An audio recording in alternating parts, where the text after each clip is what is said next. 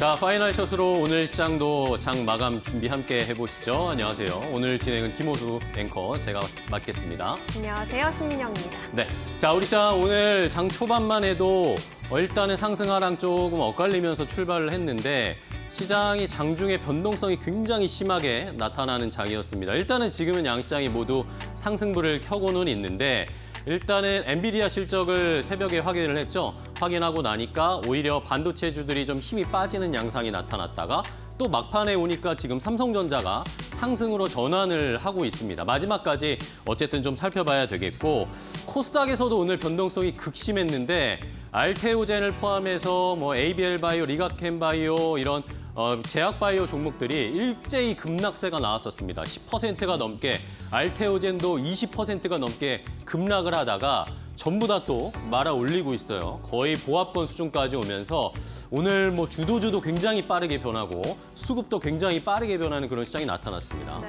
무엇보다 어려운 것은 수급입니다. 오늘도 외국인들의 매도 우위세가 나타나고 있고 양시장에서 외국인은 매도로 일관하고 있는데요. 어려운 시장이 나타나고 있는 가운데 그동안 올랐던 테마는 조금 주춤하고 이슈가 있는 테마 쪽으로 또 수급이 쏠리는 전형적인 순환매 장세가 펼쳐지고 있습니다.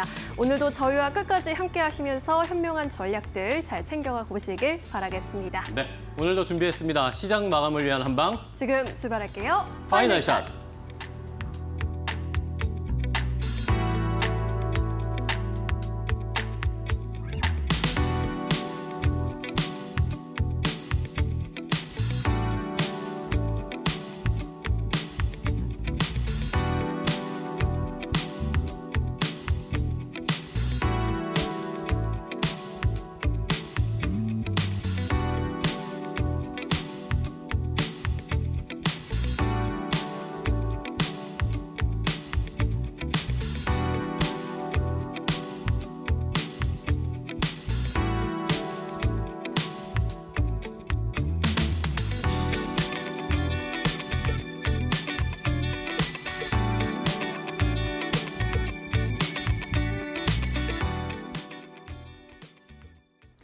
자, 오늘의 시그널 함께 확인해 보겠습니다. 시장에서 어떤 사인을 줬고 여기에서 우리는 어떤 투자 포인트를 잡아야 될까요?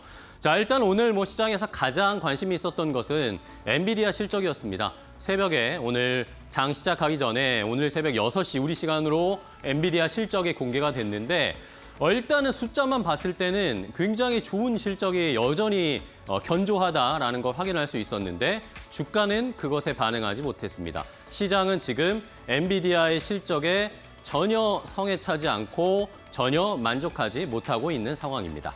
자, 그럼 하나씩 더 자세하게 확인을 해보도록 하겠습니다. 자, 일단은 뭐 결론부터 말씀드리면 어닝 서프라이즈이긴 했습니다. 엔비디아 실적 보시는 것처럼 시장에서 예상했던 것보다 훨씬 더 좋은 실적을 기록했죠. 매출이 350억 달러 이렇게 나오면서 시장이 예상했던 것보다도 높게 나왔고 그리고 전년 동기 대비해서도 거의 2배 가까이 성장한 그리고 전분기 대비해서도 역시 한 20% 가까이 성장한 매출을 기록했습니다. EPS도 역시 시장에서 예상했던 것을 뛰어넘는 81센트, 0.81달러를 기록하면서 일단은 어닝 서프라이즈였다라는 것은 볼 수 있었는데 왜 엔비디아의 주가는 시간의 거래에서 오히려 하락세를 나타냈는지 시장에서는 여러 가지 해석들이 나타났는데 오늘 우리 시장에서도 분석이 많았거든요.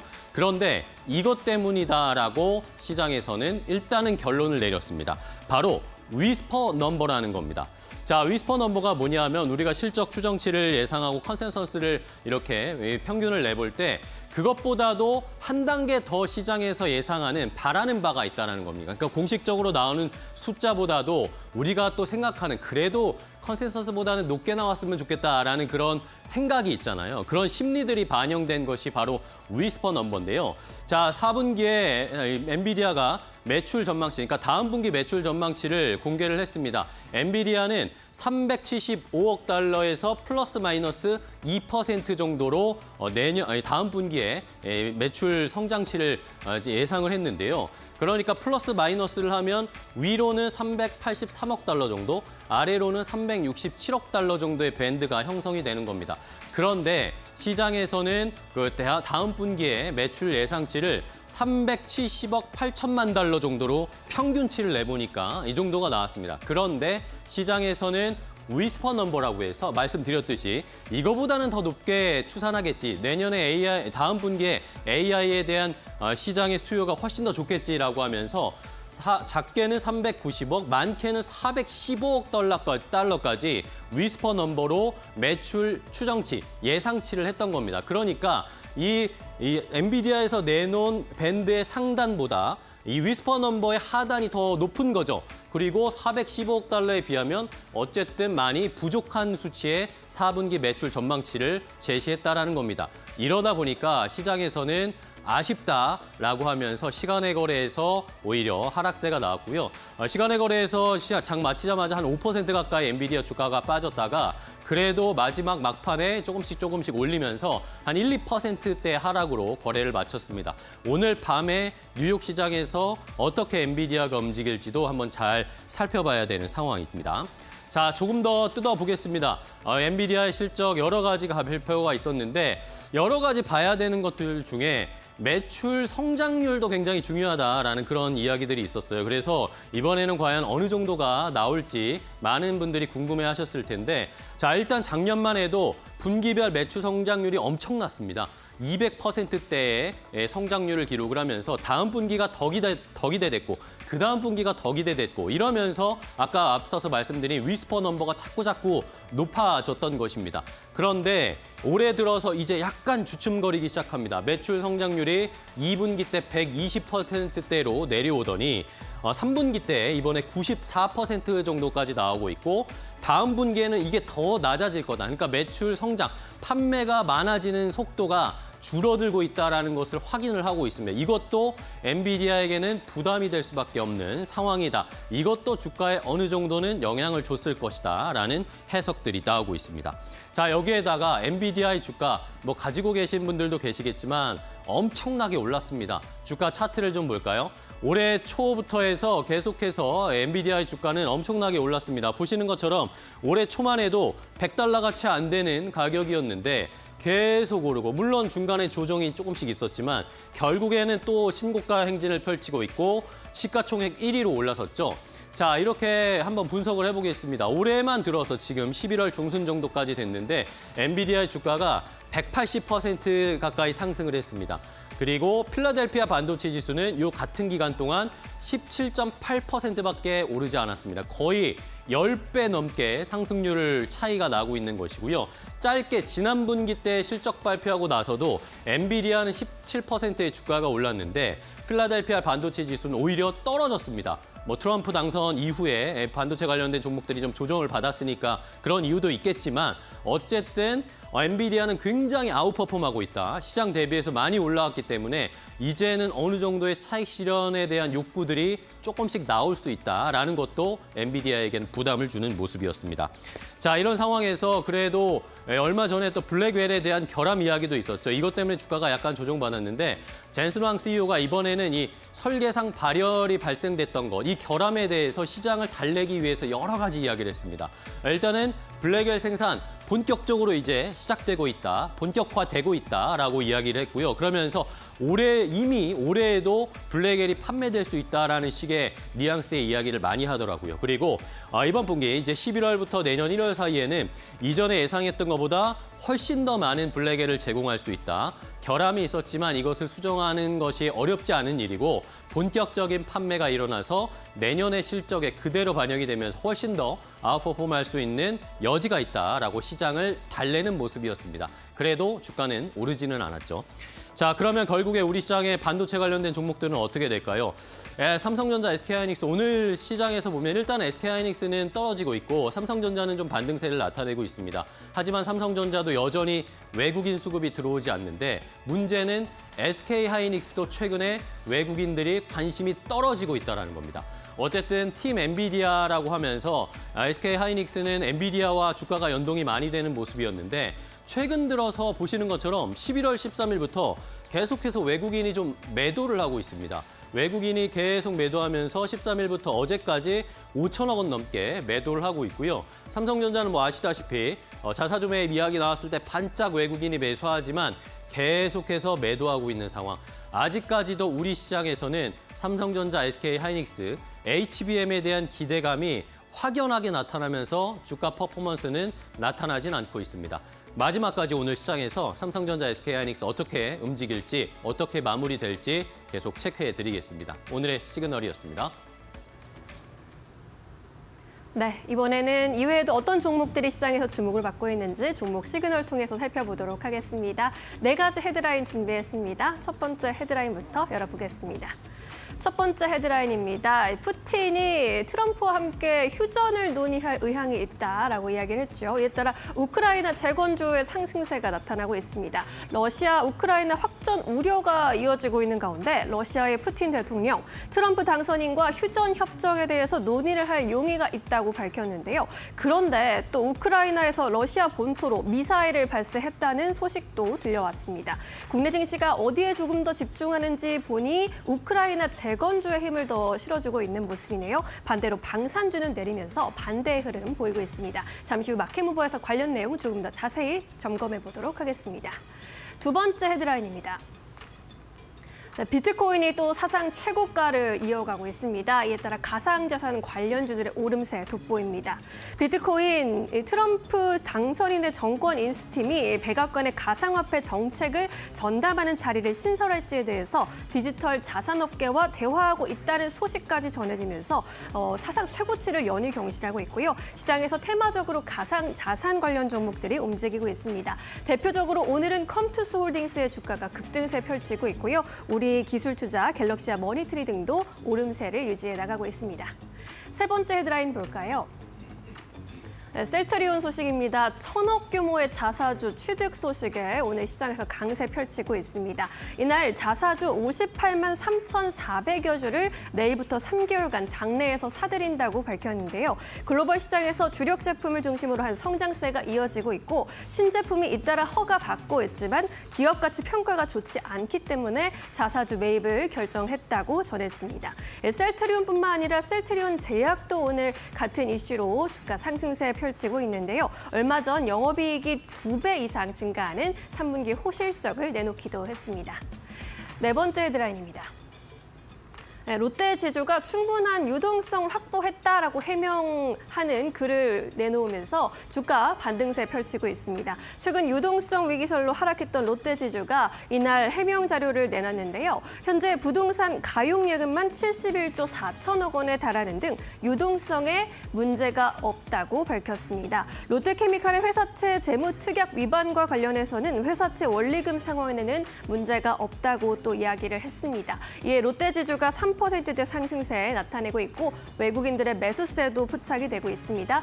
롯데케미칼과 롯데쇼핑도 반등하면서 롯데그룹주 전반적으로 반등세가 확인이 되고 있습니다. 이렇게 4가지 헤드라인 살펴보셨습니다.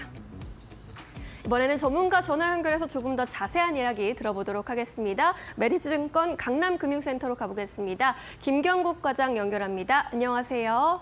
네, 안녕하세요. 네, 오늘 4가지 종목 시그널 보내드렸는데 어떤 이슈에 조금 더 집중하고 계실까요? 오늘은 셀트리온 관련된 이슈를 좀 말씀드리겠는데요. 셀트리온이 오늘 보통주 38만 3,431주 약 1,000억 원 정도 규모의 자사주 취득 발표를 하면서 강세를 보이고 있습니다. 오늘 바이오 섹터는 시가총액 1위인 알테오젠이 머크키트루다 SC 제형에 대한 임상 성공에도 불구하고 차액 실험 매물이 대규모로 출회되면서 변동성이 좀 커지고 있는 상황에도 불구하고 셀트리온은 하방을 어느 정도 확인한 모습이 아닌가 이렇게 좀 생각하고 있습니다. 셀트리온의 이번 자사주 매입은 올해 들어 5번째인데 셀트리온 관계자는 주주가치 재고를 하기 위해서 노력의 일환으로 올해 자사주 매입 소각을 지속하고 있는데 이러한 노력은 주가가 좀 안정화될 때까지 지속될 것이다 이렇게 이야기하고 있는 상황이고요. 동사 같은 경우에 25년 최대 5개의 신규 시뮬러 품목을 출시할 예정으로 현재 6개 품목에서 11개까지 시뮬러 품목이 늘어날 것으로 좀 보이고 있습니다. 스테키마와 ST P47이 추가되면서 자가면역 질환 치료제에 대한 파이프가 보강될 거라고 좀 보고 있고요. 또 처방 경쟁력을 확인한 진펜트라의 매출도 내년에는 본격화될 것으로 예상하고 있습니다. 네, 셀트리온 관련 이야기 들어봤습니다. 오늘 오후장에서 그렇다면 매수 관점으로 보고 계신 종목 있으실까요?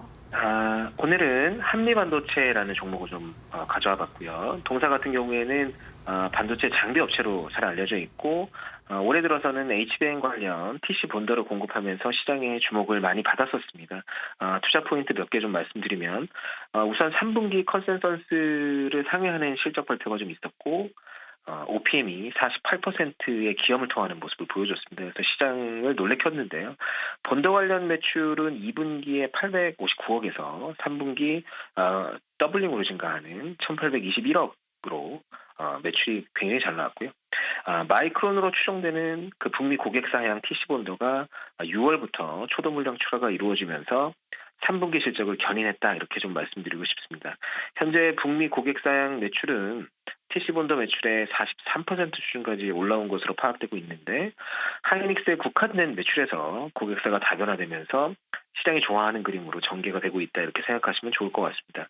4분기에는 현재 하이닉스로 추정되는 국내 최대 고객사 TC 본더는 엔드 유저의 공급 일정에 맞춰 원활하게 출고가 되고 있는 상황이고 엔비디아로 추정되는 엔드 유저의 2원화, 3원화 전략에 따라서 하이닉스향 매출 감소에 대한 우려가 시장에 좀 있었는데 오히려 마진이 좋은 북미 고객사향 매출이 늘어나면서 이런 리스크를 불식시키고 있다 이렇게 생각하시면 될 것 같습니다. 북미 고객사의 캐파 증설 계획을 살펴보면 올해 말 기준 월 25K 수준에서 25년 월 70K까지 증설할 계획이 있기 때문에 장비 수주에 대한 기대는 여전한 상황이고 25년도 빅테크 업체들의 자체 칩 설계 니드 증가로 인해서 패키징 수요랑 본도 수요가 증가할 수 있다는 점을 주목을 해봐야 되는 부분이 아닐까 이렇게 말씀드리고 싶고요. 마지막으로 24년 시장의 컨센은 매출 5,898억에 영업이익 2,650억 원으로 추정이 되는데 이번 NDR을 통해서 25년 매출 1조 원 달성에 대한 의지를 굉장히 크게 피력하고 있기 때문에 6월 이후 급락한 주가 수준을 감안하면 밸류에이션 메리트가 생긴 가격대라 판단하고 있습니다. 네, 한미 반도체에 대한 투자 포인트까지 들어봤습니다. 오늘도 자세한 설명 고맙습니다. 네, 감사합니다. 이어서 오늘 외국인과 기관은 어떤 선택을 내리고 있을까요? 김호수 앵커와 함께 확인해 보시죠. 자, 시장에서 외국인 기관이 매수하고 매도하는 종목들 더 자세하게 체크를 해보도록 하겠습니다. 오늘은 과연 외국인 기관의 수급은 어느 방향으로 흘러가고 있을까요? 자, 일단은 외국인의 수급부터 확인을 해보겠습니다. 외국인은 일단은 코스피에서는 유가증권 시장에서 LGU 플러스를 오랜만에 담고 있습니다. 최근에 기관은 계속 매수세를 보여줬는데 오늘은 LGU 플러스 함께 외국인도 같이 매수를 하면서 LGU 플러스가 오늘 좋은 흐름 52주 신고가를 또 기록하는 모습이었고요. 반면에 매도하는 종목 1위는 삼성전자입니다. 아까도 말씀드렸지만 여전히 외국인은 삼성전자, 우리나라 반도체에 대해서는 눈길을 주지 않고 있는 상황입니다. 자, 매수하는 종목 중에 상위에 우리금융지주나 BNK금융지주, KB금융 같은 금융주들을 또 외국인들이 많이 담고 있는데 자, 조금 있으면 이 밸류업 지수 변경이 있는데 여기에 새롭게 편입될 수 있는 후보로 일단은 KB금융 가장 가능성 높다 그런 이야기들 나오고 있잖아요. 이것뿐만 아니라 밸류업 재편 때문에 이 금융주들을 미리 좀 담는 듯한 양상으로 외국인들이 오늘은 금융지주를 집중적으로 담고 있는 상황입니다. 자, HMM도 좀 매수를 하고 있는데 연이수 매각포 이 상황이 여의치 않은 상황인데 그래도 여전히 실적은 좋은 상황인데 외국인은 이것을 보면서 매수를 하고 있습니다. 매도하는 종목은 일신석재, 삼부토건 같이 우크라이나 재건주들을 좀 매도하고 있고요. 조선주도 삼성중공업 매도하고 있고 그동안 또 단기적으로 좀 올라왔던 엔터주 중에 YG 플러스를 매도하고 있는 상황입니다. 자, 이번엔 코스닥 시장도 볼까요? 코스닥 시장에서는 또 어떤 종목들을 매도하고 있는지 매수하고 확인을 해보기 전에 LGU 플러스를 조금 더 자세하게 확인해 보도록 하겠습니다. 자, LGU 플러스는 오늘 외국인 기관의 동반 매수가 들어오고 있습니다. 외국인은 오늘 매수를 하고 있고 기관도 한 10거래일 정도 LGU 플러스 매수를 하고 있던데 이러면서 어제도 그랬고 오늘도 그랬고 52주 신고가 기록하면서 좋은 주가 랠리 오랜만에 바닥에서 이제 주가가 좀 올라오는 양상이 나타나고 있습니다. 내년에 영업이익 1조 클럽 복귀할 수 있다라는 대신증권의 오늘 리포트가 나왔는데 내년에는 좀 실적 개선세가 눈에 띌 수 있을 것이다라는 그런 긍정적인 전망에 힘입어서 힘을 받고 있고요. 자, 여기에다 앞서서도 뭐 금융주들도 말씀드렸는데 밸류업 리밸런싱을 앞두고 LGU+도 이번에 포함될 수 있지 않을까라는 그런 통신주들도 긍정적인 이야기들이 나오면서 이런 두 가지의 모멘텀 그리고 실적에 대한 기대감 그리고 너무 많이 눌려 있다라는 그런 복합적인 이유들이 작용하면서 LGU+ 오늘 장 초반에 상승 탄력을 보이다가 탄력은 일단은 유지하고 있는 모습인데 조금씩 흘러내리지만 마지막까지 2%대 상승세 기록할 수 있을지 확인을 해보도록 하겠습니다. 자, 다음은 외국인들이 코스닥에서 또 매수하고 있는 종목들 볼까요? 로봇주를 사고 있네요. 휴림 로봇을 사고 있고 국영 GNM, 얼라인드, 한일 단조, HLB 테라퓨틱스를 매수를 하고 있는 상황입니다. 매도하는 종목 중에는 역시 SG나 SY 스틸텍 같이 우크라이나 재건주를 오히려 외국인은 매도를 하고 있습니다. 오히려 차익 실현하는 물량으로 좀 빠져나가는 것 같고요. 셀루메드 같은 종목들, 제약바이오도 오늘은 좀 매도하고 있는 상황입니다.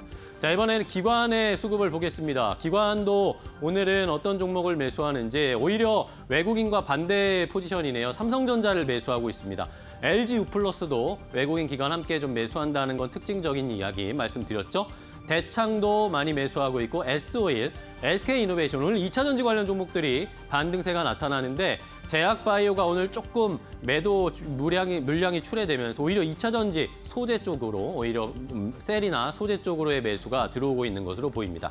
매도하는 종목으로는 한화시스템, HMM, 현대로템 이런 방산주들을 조금 매도하는 기관의 수급을 볼 수 있고요. 에이프로젠과 한올바이오파마 같이 제약바이오도 역시 매도세를 나타내고 있습니다.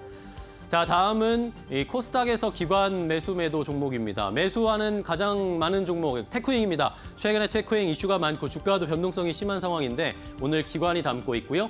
퓨런티어와 그리고 SG, 오히려 우크라이나 재건주를 기관이 매수를 하고 있습니다. VT와 펩트론 같은 종목들도 매수를 하고 있고 매도하는 종목은 ABL 바이오, 한글과 컴퓨터, YMT, 뷰노와 루닛, 최근에 많이 올라왔던 루닛 뷰노도 함께 동반 매도하고 있습니다. 자, 그럼 이 중에 테크윙의 이슈를 간단하게 체크를 해볼까요? 테크윙은 최근에 주가가 많이 올라왔습니다. 여러 가지 이유가 있겠지만 테슬라가 HBM4를 삼성전자, SK하이닉스에 요청하고 있다. 그런 이슈가 최근에 있었잖아요. 그런데 여기에서 이제 HBM 검사 장비에 대한 관심이 커지고 있고 여기에서 테크윙이 큐브 프로보라는 이 검사 장비를 만들고 있는데 이것이 부각이 되면서 수혜를 받지 않을까라는 기대감이 커지고 있습니다. 여기에다가 3분기에 실적 발표가 됐는데 영업이익 흑자 전환에 성공을 하면서 흑자 전환 뭐 너무 좋은 사인이니까요. 이런 것들이 동반해서 겹치는 모습이었고 그리고 대표이사가 최근에 또 자사주 매입을 했답니다. 이런 것들도 역시 테크윙의 주가 끌어올리고 있습니다. 오늘은 뭐 변동성이 조금 있긴 한데 일단은 7%대까지 상승세 보이다가 지금은 5.48% 정도 상승하면서 37,550원에 거래되고 있는 테크윙의 주가까지 함께 체크를 해봤습니다. 자, 기관과 외국인이 픽한 종목들 함께 확인해봤습니다. 네, 이번에는 우리 시장을 움직이고 있는 특징주들 흐름 점검해 보도록 하겠습니다. 이데일리 스페셜리스트 신일섭 전문위원과 함께 할게요. 안녕하세요.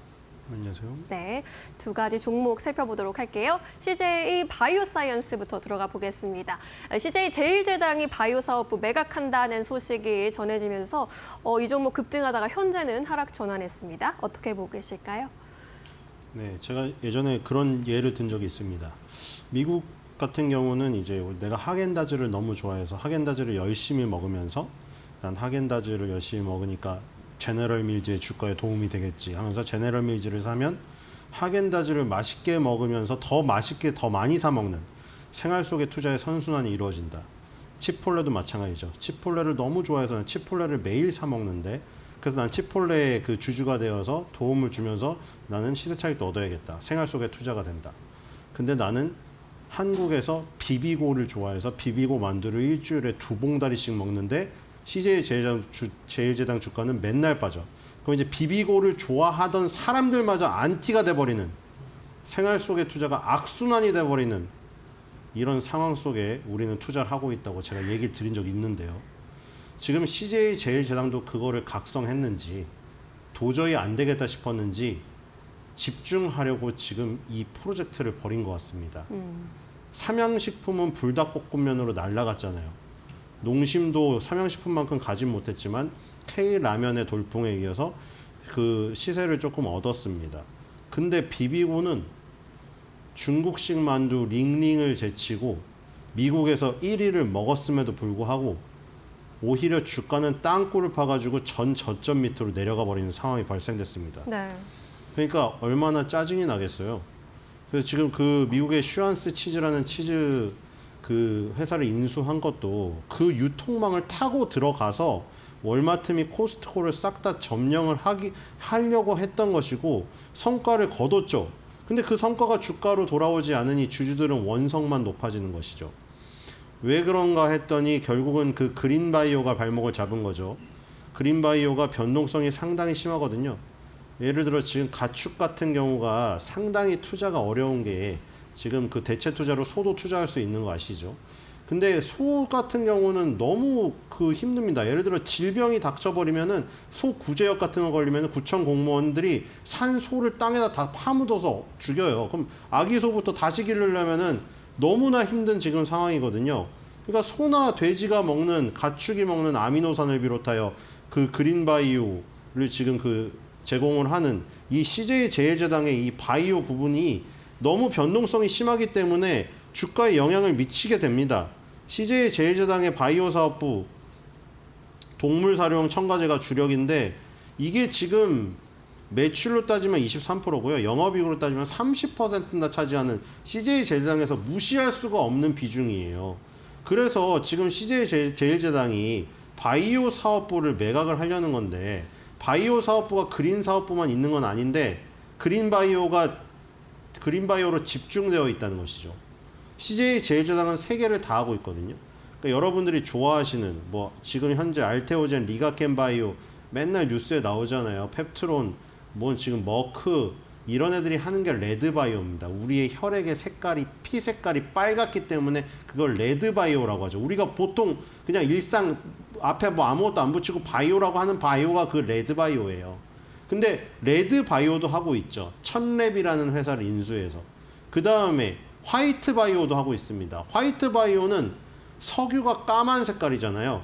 까만색에 반대되는 색깔이라고 해서 화이트바이오입니다. 그러니까 예를 들어서 썩는 플라스틱 같은 거 만드는 거죠.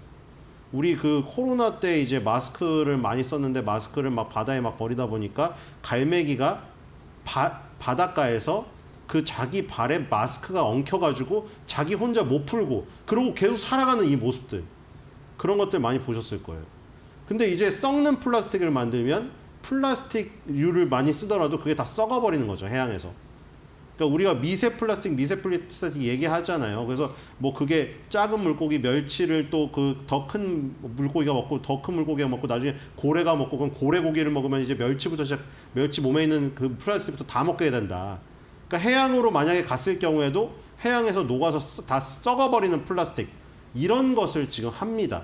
근데 지금 그린바이오를 빼고 레드바이오랑 화이트바이오는 비중이 상당히 낮아요. 미미합니다. 그래서 지금 CJ 제일제당이 판다고 하는 바이오 사업부는 그린바이오예요. 아까 말한 대로 주로 동물 가축의 사료로 쓰이는 것이고 사료용 첨가제 아니면은 식품의 조미료, 우리 MSG라고 부르죠. 그런 부분인데 라이신, 트립토판, 헥산, 발린, 농축 대두단백 이 5개 분야에서 세계 1위예요. 세계 1위임에도 불구하고 변동성이 심하고 중국의 영향이 크다는 것이죠. 중국 사람들이 소, 돼지, 뭐 동물을 많이 먹기 시작하고 내수경기가 살아나야 이것들이 살아난다는 것이죠. 그렇기 때문에 이제 팔려고 하는데 몸값이 최고 5조에서 6조 원 정도로 전망되고 있습니다. 이미 매각 주관사 모건 스탠이 선정했고요. 그리고 이르면 다음 달에 본입차를 실시할 예정이라고 합니다. 이게 떼어져 나가면 자기 몸의 영업이익의 30% 3분의 1이 떼어져 나가지만 중요한 거는 아까 말한 대로 그 본업이라고 원래 본업이라고 할 수가 있겠죠. 처음에 이 식품 사업으로 시작했던 옛날에 설탕을 팔던 회사 아닙니까? 대한제당, CJ 제일제당 뒤에 당자가 붙은 애들은 설탕을 팔던 회사죠. 근데 이 비비고의 실적이 이렇게 좋고 아무리 미국을 공략을 해도 주가에 전혀 반영이 안 되는 이 모습을 결국 자기 몸에서 다르게 생긴 모습을 떼내버리는 거죠. 그럼 이제 좀 더 집중이 돼서 주가가 오르지 않겠느냐. 그래서 지금 CJ 제일제당에서도 밝혔습니다. 비비고 사업에 집중을 하겠다고. 자, 그러면 CJ 바이오 사이언스는 뭐냐? 아까 중간에 나왔죠, 제가. 천랩을 인수했다고. 1000랩을 인수한 그 회사가 바로 CJ 바이오 사이언스로 자회사로 사명이 변경된 것이죠. 얘네가 바로 레드바이오죠. 혈액 색깔 빨간색에 관련된 레드바이오. CJ 바이오 사이언스가 지금 개발 중인 게 CJRB101이란 이 물질이 가장 빠른 속도로 지금 진행이 되고 있습니다. 가장 빠른 속도인 것도 임상 1상도 안 들어갔어요. 아직. 얘네는 무슨 기술이 있냐면 마이크로바이옴 기술이 있습니다. 미생물이 마이크로브, 생태계가 바이옴, 이걸 합쳐서 미생물의 생태계를 뜻하는 마이크로바이옴입니다. 이거를 뭘 하느냐면은 미생물의 유전자 변형을 시키는 마이크로바이옴 의약품을 만드는 거예요. 우리 장에 미생물이 수십조 개가 있다고 합니다. 근데 그 미생물을 만약 변형시킨 의약품을 만들어서 이 사람의 몸에 넣게 되면은 원래 있던 미생물에서 그 탄생되는 어떤 질병들을 치료할 수 있다. 이런 알고리즘이거든요. 그래서 지금 면역항암제 후보물질이에요. 아까 CJRB101이 경구용이고, 근데 이게 이제서야 작년 1월 달에 FDA에다가 임상시험 계획을 내고 승인을 받아서 이제 환자 모집 단계에 있습니다. CJRB101 단독요법이 하나 있고, 머크랑 면역항암제 키트루다 병용요법이 하나 있거든요. 머크는 알테오젠 때문에 이제 하도 많이 거론이 돼서 굉장히 친숙한 회사가 되었는데, CJ 바이오 사이언스가 이제 미국 임상시험에서 흑색종 환자 중심의 참가자를 모집하고 있고, 국내에서는 비소세포폐암 환자를 모집하고 있습니다. 왜냐하면 우리나라에 비소세포폐암 환자는 많아요. 유한양행이 렉나자를 무상 공급했죠. 그리고 이 지금 흑색종 환자 같은 경우에는 우리나라에 없어요. 그래서 양쪽으로 나눠가지고 미국에서 흑색종 환자를 모집하고, 국내에서는 비소세포폐암 환자를 모집해서 아까 CJRB101 요 지금 단독요법과 지금 키트루다의 병용요법 요거를 이제 임상을 진행하려고 하는 단계입니다. 그럼 이제 정리를 해보면 CJ 제일장에서 레드바이오는 곧 빠져나갈 게 지금 확실하고, 빠르면은 다음 달에 본입찰이 들어가니까. 근데 그건 그린바이오라고 했죠. 그린바이오를 떼내고 이제 CJ 그룹 안에는 레드바이오랑 화이트바이오만 남게 되는 겁니다. 근데 이제 레드바이오는 결국에 과거의 1000랩, 현재의 CJ 바이오 사이언스가 주 역할을 맡을 가능성이 크겠죠. 이거밖에 없으니까요. 그러니까 그린바이오는 떼냈지만 레드바이오랑 화이트바이오는 계속해서 CJ그룹에서 주요 바이오의 그 어떤 두 쌍두마차로 지금 진행이 된다는 거니까, 그래서 지금 양쪽의 주가가 다 오르고 있는 겁니다. CJ 바이오 사이언스는 사이언스대로, 레드바이오는 남겨서 지금 계속해서 갖고 나간다고 하니까 오르는 것이고, CJ 제일제당은 제일제당 나름대로 그동안 골칫거리였고 주가의 발목을 잡았던 레드바이오를 떼내서 버려버린다니까 오히려 비비고가 부각이 되지 않을까 하는 기대감에 오르고, 지금 양쪽 다 좋은 쪽으로 가고 있는 시나리오여서 양쪽이 오르고 있다, 이렇게 보시면 될 것 같고, 다만 지금 눈여겨봐야 될 것은 CJ 그룹 하에 있지만 일단 임상 1상 단계도 들어가지 않은 아주 극초기 단계이기 때문에 성과가 나오려면은 아직 기다려봐야 된다. 이것은 조금 명심을 하시면서 대응을 하셔야겠죠. 네, 알겠습니다. 레드바이오 그리고 화이트바이오로 역량을 집중해 나가는 CJ 바이오사이언스, 앞으로 주가 흐름도 승승장구할 수 있기를 기대해 보도록 하겠습니다. 두 번째 종목으로 넘어갈게요. 리파인 살펴보겠습니다. 부동산 금융시장 비대면 서비스를 제공하는 업체인데 정확히 어떤 일을 하는 곳일까요? 네, 리파이니까 뭔가 뭐 다시 해준다 뭐 이런 뜻인 것을 어감을 느끼실 수 있을 텐데, 네. 자, 사기가 하루에만도 뉴스에 하루에 한 건은 꼭 나오는 것 같아요. 그렇죠? 왜 이렇게 당하시는지 모르겠는데 15,000명을 대상으로 유사투자자문에서 또 코인 사기를 쳐가지고 3천억 원의 피해를 입힌, 투자자문이라고 이름 붙였다고 투자자문사가 아닙니다. 그런 일도 있었고, 오늘 또 대법원 선고가 났어요. 부산에서 180억대 전세 사기를 일으킨 50대가 징역 15년이 확정됐습니다. 자, 이분이 지금 180억 원을 해먹었거든요. 그냥 15년 살고 1년에 10억씩 번다는 생각으로 버티고 나와서 잘 먹고 잘 살겠죠. 자, 이런 수많은 피해들 도대체 몇 명인지 모르겠습니다. 지금 이미 수십만 명이 당하고도 맨날 이렇게 당한다. 정말 조심해야겠죠. 근데 이게 조심하려고 하는 것만으로는 되지가 않아요. 그렇기 때문에 이 리파인 같은 프로테크 업체의 어떤 테크 기술을 빌릴 수밖에 없겠죠. 여러분들 뭐 부동산 공인중개사의 어떤 그 수수료에 대해서 지금 불만이 많은 것으로 알고 있죠. 저도 그렇지만 왜냐면 지금 집값이 예전에 비해 엄청나게 올랐는데 수수료율은 예전 그대로죠. 그렇죠? 강남에 무슨 3, 40억짜리 하나 거래하면 수천만 원 떨어집니다. 그거에 대해 불만이 많죠. 그래서 부동산 프로테크 업체들이 많이 생겼잖아요. 부동산 중개 수수료가 아예 0원인, 물론 공인중개사들의 엄청난 반발이 있었죠. 그러니까 이런 것들이 지금 많이 들어오고 있단 말이에요. 여러분들 뭐 직방, 다방은 지금 많이 사용하시잖아요. 그러니까 이런 부동산과 기술이 합성이 된 프로테크 기업들이 많이 창출되고 있습니다. 근데 리파이는 뭐라는 거냐? 직방, 다방과는 조금 다르죠. 직방, 다방은 이제 가지 않고도 거기서 360도도 돌려보고 그 안에서 이제 뭐 원룸도 구하고 이런 서비스라고 할 수가 있겠고, 아까 말한 거는 부동산 중개 수수료를 줄여주는 혹은 카드도 되는 이런 플랫폼들이 많이 생겨나고 있는데, 리파인 같은 경우에는 아까 말한 전세자금 대출에서 사기가 일어나는 부분을 미리 방지해주는 서비스를 하는 프로테크 기업입니다. 전세자금 대출에 대해서 권리조사 사업을 국내 최초로 고안을 해내서 요거를 지금 사업화한 것이고요. 전세 대출 시에 대출 기간의 리스크 요게 있는데, 왜냐면 부동산 소유주랑 세입자가 틀려서, 그러니까 집주인이랑 세입자가 다른 경우에 보증장치와 채무자가 다른 불균형에서 발생되는 이 틈을 이 전세 사기 왕이라는 여기 나올 뻔했네. 이 사람들이 파고 들어가지고 이렇게 사기를 치는, 지금 전세 사기 왕이라고 이름 붙은 사람들이 몇 명인지 모르겠어요. 뉴스에 나온 게. 네. 그러니까 지금 전세 대출을 사기 위조한 허위 임대차 계약서들을 은행마다 돌고 돌면서 전세 대출을 실행해서 자기가 챙기고 그냥 잠적해버리는 이런 케이스들이거든요. 아까 전에 말한 지금 오늘 대법원 판결 15년 난 것도 지금 180억 원.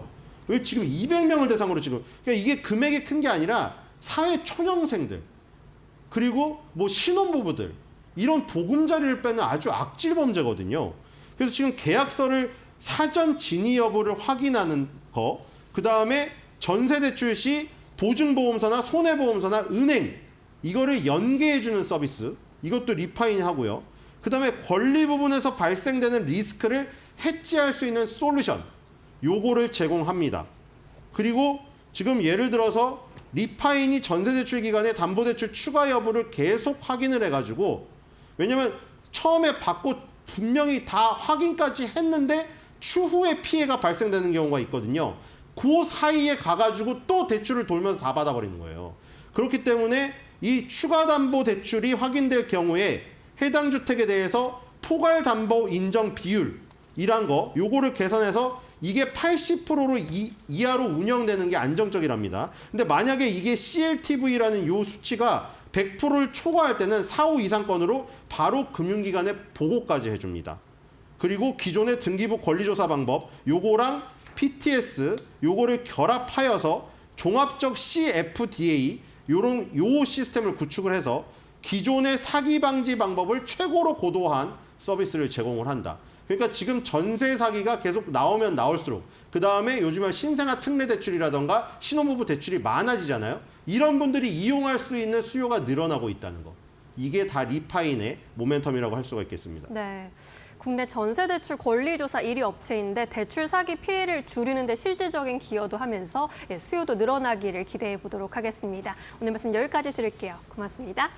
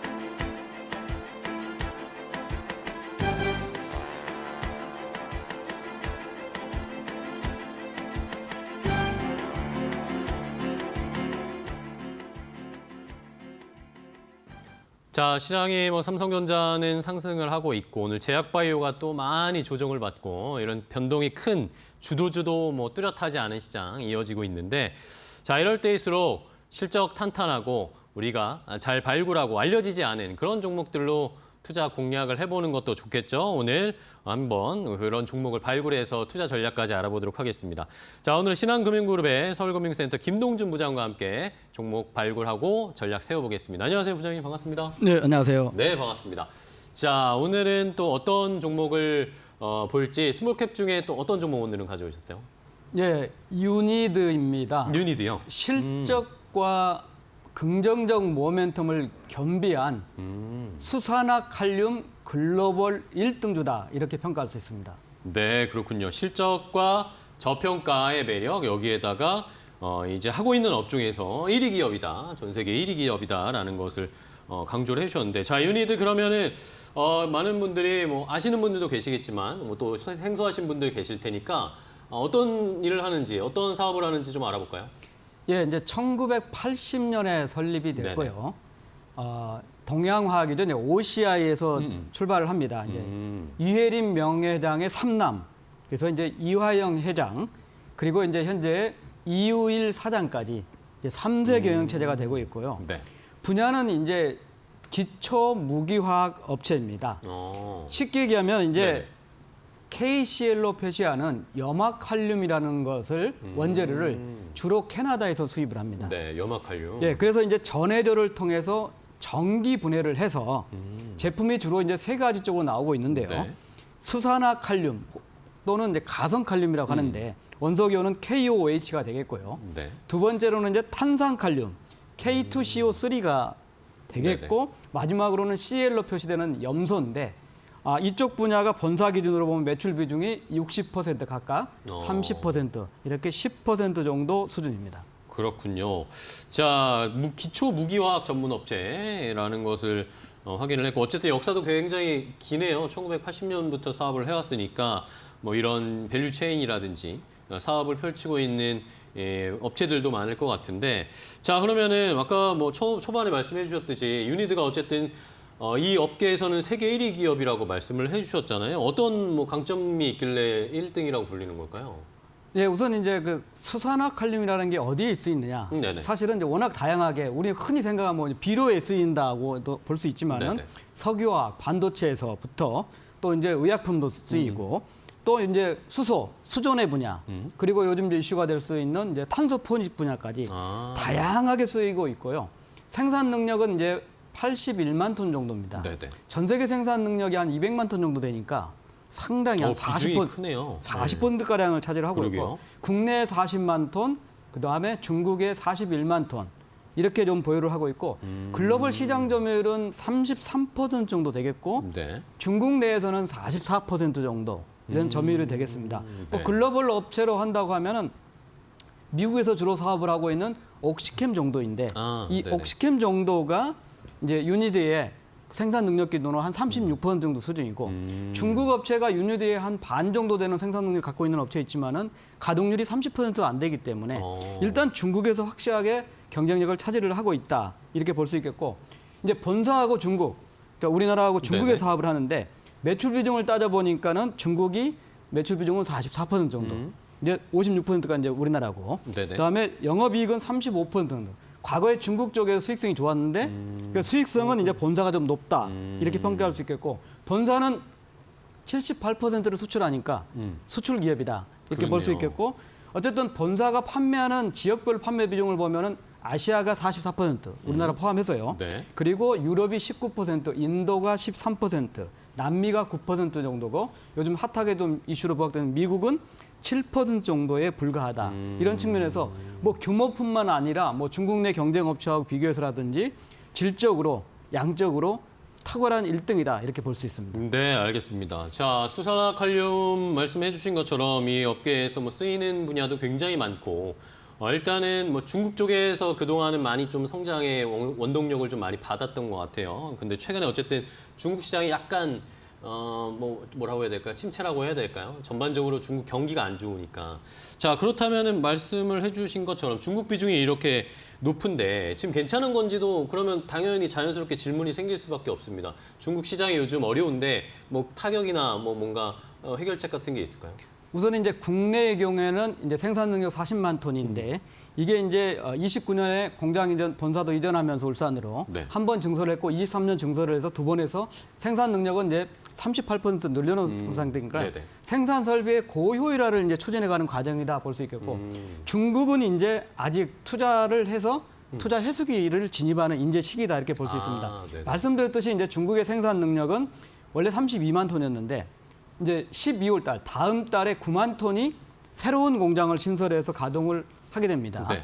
그리고 이 공장에 대해서 다시 9만 톤을 27년에 완공을 하면은 중국 내에서는 생산 능력이 50만 톤으로 56%가 증가를 합니다. 네. 뭐 당연히 기업이 시장이나 이런 환경들을 보고 하는 거고 그쵸. 중국 내에서 가장 큰 거는 중국 이 법인들은 중국 로컬 판매만 합니다. 네네. 말씀드렸듯이 유니드의 절반 정도에 해당하는 중국 업체가 거의 가동률이 없을 정도로 그래서 미래에 중국 업체들의 구조 조정에 대한 수혜까지도 볼 수 있는 그 측면이 파일을 아닌가. 뺏어올 수 있으니까. 예. 또 하나의 측면은 이제 4월 달에 가동을 시작했던 CPS 설비라고 있습니다. 네네. 표현하자면 염화 파라핀 왁스인데 이게 이제 공장에 생산을 하다 보면 염소가 많이 나옵니다. 네네. 이 염소를 자체적으로 많이 쓰일 수 있는 쪽이기 때문에 이게 중국에서 질적으로 경쟁력을 높일 수 있다. 그래서 중국에는 새로운 공장을 투자를 해서 12월부터 가동이 들어가고 또 CPS라고 하는 630억을 투자한 어떤 설비의 효율성을 높이는 게 4월부터 가동이 들어갔기 때문에 전체적으로 본다면은 지금 현재 44% 점유율이라고 했는데 50% 이상으로 중국 내에서 높아질 거고 두 번째로는 이게 이제 CPS 설비 같은 경우는 25년에 흑자가 되면서 네네. 실적에 매출뿐만 아니라 영업이익에도 크게 기여할 수 있는 쪽이 중국에서 나온다 이렇게 볼 수 있겠습니다. 네, 알겠습니다. 자, 중국 시장이 어쨌든 약간 뭐 주춤하긴 했지만 지금 또 시설 투자를 하고 여기에서 또 수익을 얻을 수 있는 것들 작업을 하고 있는 상황이네요. 가동률도 높이고 중국 내에서 경쟁 업체라고 할 수 있는 쪽이 아직 지금은 또 약간 침체에 있는 상황이기 때문에 그 파일을 뺏어오면은 또 실적에 개선될 수 있는 여지가 있다라는 그런 중국 쪽에서의 비중이 그러면 50%까지 높아지는지 여부를 한번 저희가 잘 체크를 해보도록 하겠습니다. 자, 그러면 유니드가 이렇게 뭐 어쨌든 경쟁력은 뭐 가지고 있고 기술도 가지고 있는데 그러면 실적 추이를 좀 볼까요? 근데 실적은 조금 들쭉날쭉한 것 같습니다. 예, 이제 아무래도 이제 그 원재료 가격에 따라서 이제 아, 예. 제품과 원재료 가격 스프레드라 가죠. 네네. 이런 영향도 좀 받고 있는데 쭉 이제 추이를 보면은 네. 20년 이전에도 거의 뭐 800억, 900억 정도 영업이익을 기록했던 거고 21년, 22년에가 이제 좀 특별하게 좋았습니다. 아. 1,400억 이상의 영업이익을 기록했는데 이때는 이제 원재료가가 급등을 하니까는 레깅 효과죠. 계단식으로 효과도 좀 네네네. 있었고 또 중국 법인이 실적의 기여도 좀 컸었고 이런 환경이 됐는데 23년에는 이게 이제 역레깅이라 하죠. 반대로 이제 반대로 계단을 내려가는 형태가 되고 스프레드도 축소가 되고 이러다 보니까 또 경기에 대한 이슈가 있으니까 수요 산업이 재고 조정하는 효과가 생겼습니다. 그렇지만 이제 24년부터는 실적이 다시 안정화되고 있습니다. 네. 우선 스프레드가 안정화됐고요. 또 지금 이제 본사 기준으로 수출주니까 환율의 효과를 좀 보고 아, 있고 그쵸. 또 하나의 측면은 이제 중국의 세계법인이 실적이 호전될 거다 이런 측면을 감합니다. 종합적으로 감안하면은 아마 못 남아도 분기별로는 분기 영업이익이 200억 이상 정도를 기록하면서 24년부터는 자연스럽게 1,000억 원 이상의 영업이익이 될 거다. 지금 컨센서스 기준이긴 하지만은 24년에 전년도 321억 영업이익이 24년에 1,066억, 그리고 25년에는 1,248억, 26년에는 1,402억인데 이게 네. 공교롭게도 중국에 투자했던 두 가지, 그러니까 전반적으로 사업에 대한 변화도 있지만은 중국에 대한 투자 효과가 질적, 양적으로 실적에 반영되고 있다 이런 측면이죠. 네, 좋습니다. 자, 그럼 결국에는 중국 쪽에서의 사업이 잘 개선되는 것에 따라서 이런 영업이익이 늘어나는 게 더 속도가 빨라질지 그런 것들을 잘 체크해 봐야겠네요. 일단은 올해는 3월에도 275억 나왔고 1분기에, 2분기에는 영업이익 350억 원, 3분기에는 200억 원 넘게 나왔는데 마지막 4분기까지 한번 체크해 보면은 뭐 전분기 수준, 3분기 수준 이상은 전분기 수준 정도만 하면 예. 영업이익은 어쨌든 올해 다시 1,000억 원대로 복귀를 할 수 있을 것 같아요. 좋습니다. 자, 그러면은 일단은 뭐 이런 상황에서 주가는 또 조정을 많이 받은 상황이더라고. 그러면서 이제 저평가 모멘텀이 있을 거다. 아까 뭐 서두에도 말씀을 해주셨는데 그러면은 뭐 지금 주가 이 정도에 내려온 거는 충분히 매력적이다라고 보세요? 어떻게 보세요? 예, 이제 지금 하락한 이유는 두 가지로 요약을 할 수 있죠. 네네. 우선은 이제 트럼프 2.0 시대에 우리나라의 화학업체가 좀 피해 업종에 좀 네, 속할 수 맞아요. 있는 쪽이다. 그래서 이제 동반해서 약세하는 측면이 있고 두 번째로는 이제 국민연금으로 추정되는 연기금의 매도입니다. 아, 과거에 국민연금이 최대 지분율 12%까지 기록을 했었고 네네. 최근 기준으로는 8% 정도 수준까지 오히려 늘렸었는데 5%에서 네. 늘렸는데 지금 추정해 보건대는 아마 6% 초반대 정도 그러게요. 줄이고 있는 상황입니다. 뭐 연기금의 포트폴리오 조정에서는 뭐 말할 수가 없는 상황이지만은 역사적으로 5%대를 기록한 정도가 두 번 정도 있었기 때문에 지금 연기금 매도도 일단락 되는 수준이 아닌가 이런 상황이 볼 수가 있고 지분 구성을 보면은 네. 최대주주 특수지 관계인이 이제 46% 정도가 됩니다. 상당히 많이 갖고 있고요. 그러게요. 자사주가 1.9%가 있었는데 교환사채 기관 투자자한테 EB로 발행했습니다. 네. 12만 원 정도가 교환 가격이니까 이거는 이제 풋옵션이 26년 6월부터니까 네네. 그 사이까지 이제 주가가 회복을 하게 되면은 이거는 이제 그렇죠. 자사주가 이제 실제로 활용할 수 있는 측면이 되겠고 외국인은 뭐 13%, 14% 꾸준히 안정적이지 않을까 합니다. 일단은 저평가입니다. 9월 말 기준으로 PBR 순자산 대 비율을 보면 0.45배 정도니까요. 0.5배 이하야 되겠고 PER 같은 경우는 24년, 25년 주가 대 수익 비중은 5배 정도, 4배 정도 수준으로 낮아집니다.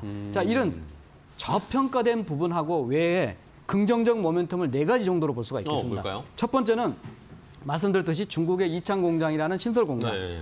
또 CPS 공정이라는 질적으로 높이는 거에 수익성 개선, 그 24년에는 적자였기 때문에 네. 흑자 전환하는 게 있을 거고 두 번째로는 트럼프 2.0의 화학업종이 피해를 하면 이제 트럼프 2.0의 또 수혜가 되는 쪽 분야가 있습니다. 뭘까요? 이게 이제 신성장 동력인데 두 가지 쪽입니다. 하나는 수전해라고 하죠. 수소입니다. 수소. 예, 알칼라인 방식의 수전해를 하는데 여기 전해질에 수산화 칼륨이 쓰입니다. 그래서 이미 여기에 대해서는 소량으로 매출을 시작을 하고 있고 말씀드렸듯이 수산화 칼륨은 전 세계 시장의 33%를 점유한 1위입니다. 그렇죠. 두 번째로는 요즘 CCS라고 하죠. 탄소 포지. 예, 탄소. 예, 여기 관련해서 이제 습식 CCS용의 흡수제로 들어갑니다. 이게 이제 CO2를 흡수를 하는데 여기에는 주로 탄산칼륨이 들어갑니다. 네네. K2CO3가 들어가고 있는데 이 분야는 또 압도적인 세계 1위입니다. 그래서 수소에 들어가는 수전해용 전해질 그리고 CCL, 탄소 포집의 흡수제로 쓰이는 분야가 있기 때문에 자연스럽게 수혜가 될 수밖에 없다 하는 거. 참고적으로 이제 탄산칼륨은 수산화칼륨에다가 CO2를 더해서 만들어지는 공정이기 때문에 양쪽에 다 수혜가 될 수 있다는 측면입니다. 세 번째로는 재무구조가 좋기 때문에 투자를 많이 했습니다. 네네. 대표적으로 이제 어떻게 엑시트를 하고 하는가 관심이 있는데 솔리비스라는 회사, 이게 전고체 전해질에 관련된 회사인데 이 회사 지분 19%를 소유하고 있고 이게 이제 IPO 등을 진행할 것으로 보입니다. 마지막으로는 많은 중견 기업들이 25년 상반기에 밸류 프로그램을 발표할 텐데 네네. 아마도 추측컨대 유니드도 25년 상반기에 주주 환원을 포함한 밸류 프로그램을 발표하지 않을까 이런 측면입니다. 결론적으로 요약하자면 화학업종이라는 트럼프 2.0의 피해인지만 실적 차변화를 갖는다. 또 오히려 2.0의 수혜로서 수소하고 CCS 분야에는 또 모멘텀이 또 새롭게 추가될 수 있다. 그래서 인지도는 낮지만은 알찬 글로벌 1등주에 주가는 지금 52주 최고가가 12만 원이니까 반토막 난 상황에서 적극적으로 관심 가져볼 타이밍이 아닌가 이런 판단입니다. 네, 알겠습니다. 자, 오늘 김동준 부장과 함께 스몰캡 종목 중에 유니드를 함께 자세하게 분석을 해봤습니다.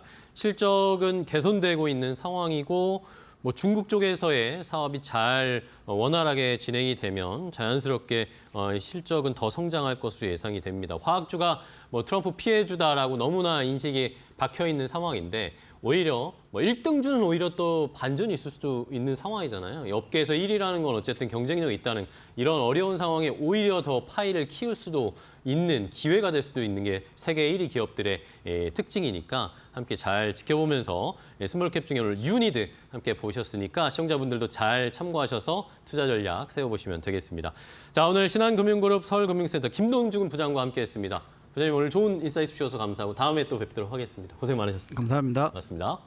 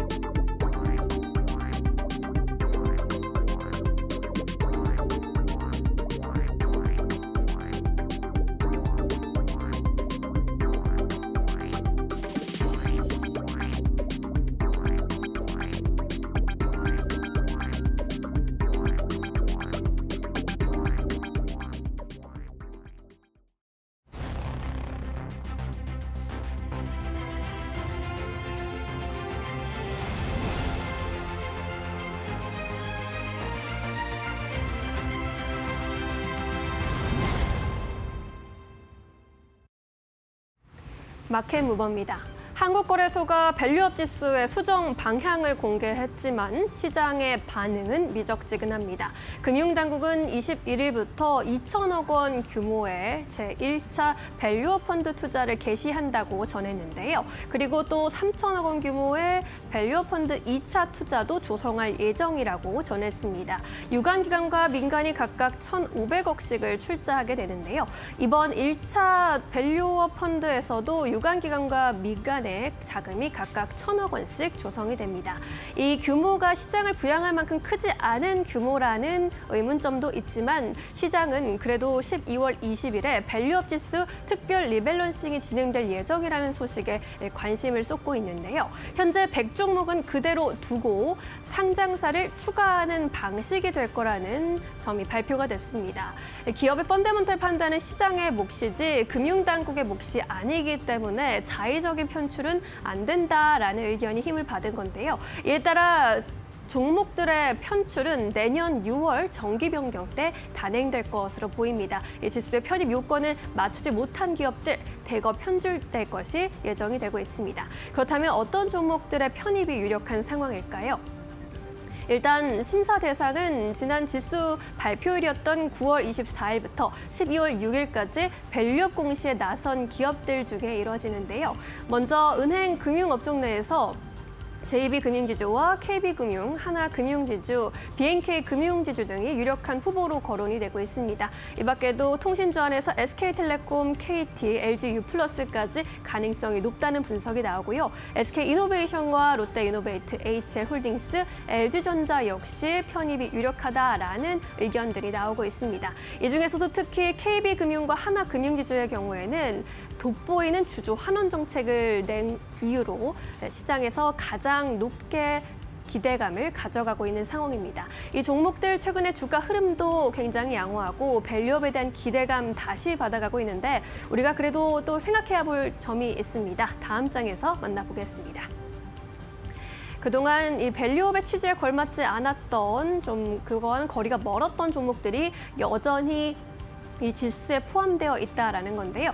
대표적으로 그룹 지배구조 개편 논란이 있었던 두산 밥캣, 그리고 고려아연과 한미사이언스, 경영권 분쟁으로 시끄러웠던 종목들, 그리고 올빼미 유상증자 공시로 투자자들을 당황스럽게 했던 이수페타시스 등이 있습니다.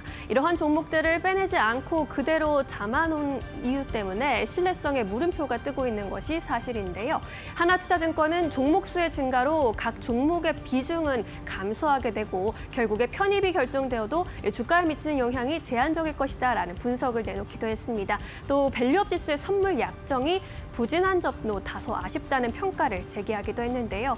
밸류업 프로그램이 이제 진정하게 밸류업을 이끌어내면서 우리 증시에 머지않아서 든든한 성장 동력이 되길 바라보겠습니다. 마켓무버 전해드렸습니다. 자, 뭐 이렇게 시장의 분위기 일단 3시가 지났습니다. 오늘 장 마감까지 이제 한 30분 정도 남은 상황인데 마켓 무버로 함께 이슈를 체크를 해봤고요. 자, 이제 전문가들과 함께 오늘 시장에서 더 시장을 움직인 이슈들 확인해보고 투자 전략 세워보도록 하겠습니다. 오늘 두 분의 전문가 함께 할 텐데요. GC인포의 박수범 대표, 이데일리온의 박정식 파트너 두 분과 함께 하겠습니다. 안녕하세요. 반갑습니다. 네, 안녕하세요. 네, 반갑습니다. 뭐 박수범 대표님 오랜만이시네요. 네, 진짜 오랜만이에요. 네. 안 보이시길래 뭐 그만두자는데. 시간을 옮겼습니다. 네. 알겠습니다. 자, 그러면은 이슈를 확인해 보겠습니다. 오늘은 또 어떤 내용, 어떤 이슈들이 시장을 움직였을까요? 오늘 시장에서 우크라이나 재건, 방산 이런 종목들이 변동성이 굉장히 심했는데 새벽에 또 푸틴 러시아 대통령과 트럼프 당선인이 휴전 협상을 할 수도 있다. 푸틴의 마음이 조금 바뀌는 거 아닌가. 이런 이야기들이 나왔어요. 이러면서 오늘 시장에 변동을 줬는데 자, 그렇다면 이런 이슈들 보고 방산주 매수를 해도 괜찮을까? 오히려 조정일 때 매수를 해야 될지 아니면 이제 많이 올라왔다. 매도 사인을 주실지 궁금합니다. 먼저 박수범 대표님은 방산주 오늘 어떻게 보셨어요? 저는 좀 매도로 말씀드리겠습니다. 매도요? 정리해야 됩니까? 네, 지금 현재 아. 상황에서는 좀 더 이제 추가적인 하락이 또 나올 수도 있기 때문에 일단 좀 지켜봐야 될 것 같아요. 알겠습니다. 박수범 대표님은 매도 사인 주셨고요. 박정식 파트너님은? 네, 저도 일단은 매도 의견을 두 분 드렸지만 다.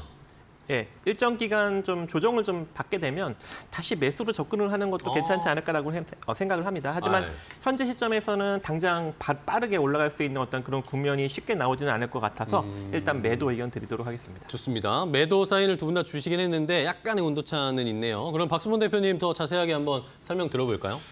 네, 뭐 지금 보시는 것처럼 뭐 하나에어로스페이스, 뭐 하나 네. 시스템 할 것 없이 현대로템도 마찬가지고 다들 보면 주가가 오늘 좀 조정을 받고 오히려 재건 관련된 종목들이 반등을 좀 보여주고 있다라는 겁니다. 그래서 저는 말씀드리고 싶은 게 일단 방산주 같은 경우에는 이렇게 좀 크게 물리적으로 이제 매도 물량이 좀 많이 나오고 지수 종목의 차트상 일봉상 이제 많이 좀 주가가 밀리게 된다면 네. 뭐 그렇다면 단기적으로 대응하기는 조금 어렵다라고 판단하고 있고요. 오히려 다음 스테이지를 좀 기대하면서 좀 기다려야 된다라고 말씀드리면서 그렇다면 재건주가 오히려 반대로 상승하는 분위기를 좀 오늘 좀 연출해주는 흐름들이었습니다. 네. 오늘 보게 되면 뭐 HD 현대건설 기계도 괜찮았고 HD 현대인프라코어라든가 뭐 밥캣이라든지 그리고 뭐 현대에버다임이라든지 이런 종목들의 움직임이 좀 괜찮다라고 좀 말씀드리면서 현대에버다임 같은 경우에는 지금 이제 저도 좀 관심 있게 좀 바라보고 있습니다. 이 유압기를 만드는 회사인데 우리가 크레인이라든가 큰 장비들을 보게 되면 건설 장비들을 보게 되면 유압기가 많이 들어가죠. 뭐 그런 부분들에 있어서 동사는 꾸준하게 매출을 좀 보여주고 있고 성장성을 좀 이어나가고 있다라고 좀 판단되고요. 뭐 그런 부분에서 이제 재건 관련된 내용이 우크라이나에만 종료될 게 아니라 제가 봤을 때는 최근에 중동 지역 이제 이스라엘이라든가 그리고 뭐 레바논 그리고 팔레스타인 자치지구 뭐 이런 부분에 있어서도 다시 재건 얘기가 좀 많이 나올 것 같아요. 일단 병원도 새로 지어야 되죠.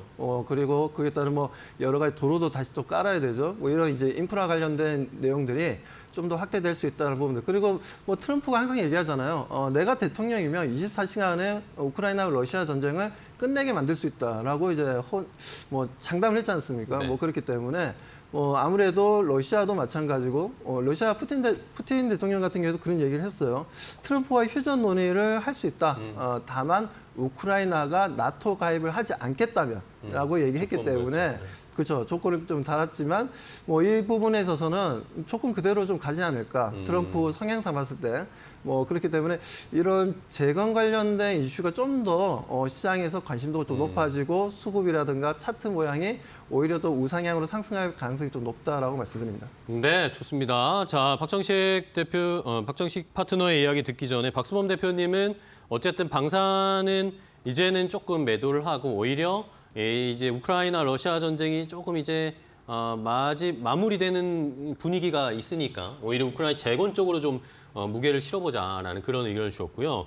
박정식 파트너님은 아까 말씀해 주셨지만 오히려 조정 나올 때 좀 매수를 해봐도 괜찮다라는 의견 주실 거예요? 네, 일단은 뭐 아직까지 실적이 그게 크게 꺾이지 않는 그런 그쵸. 네. 기조가 있기 때문에 또 오랜 기간 또 상승력이 나왔던 그런 측면도 없지 않아 그쵸. 있기 때문에 네.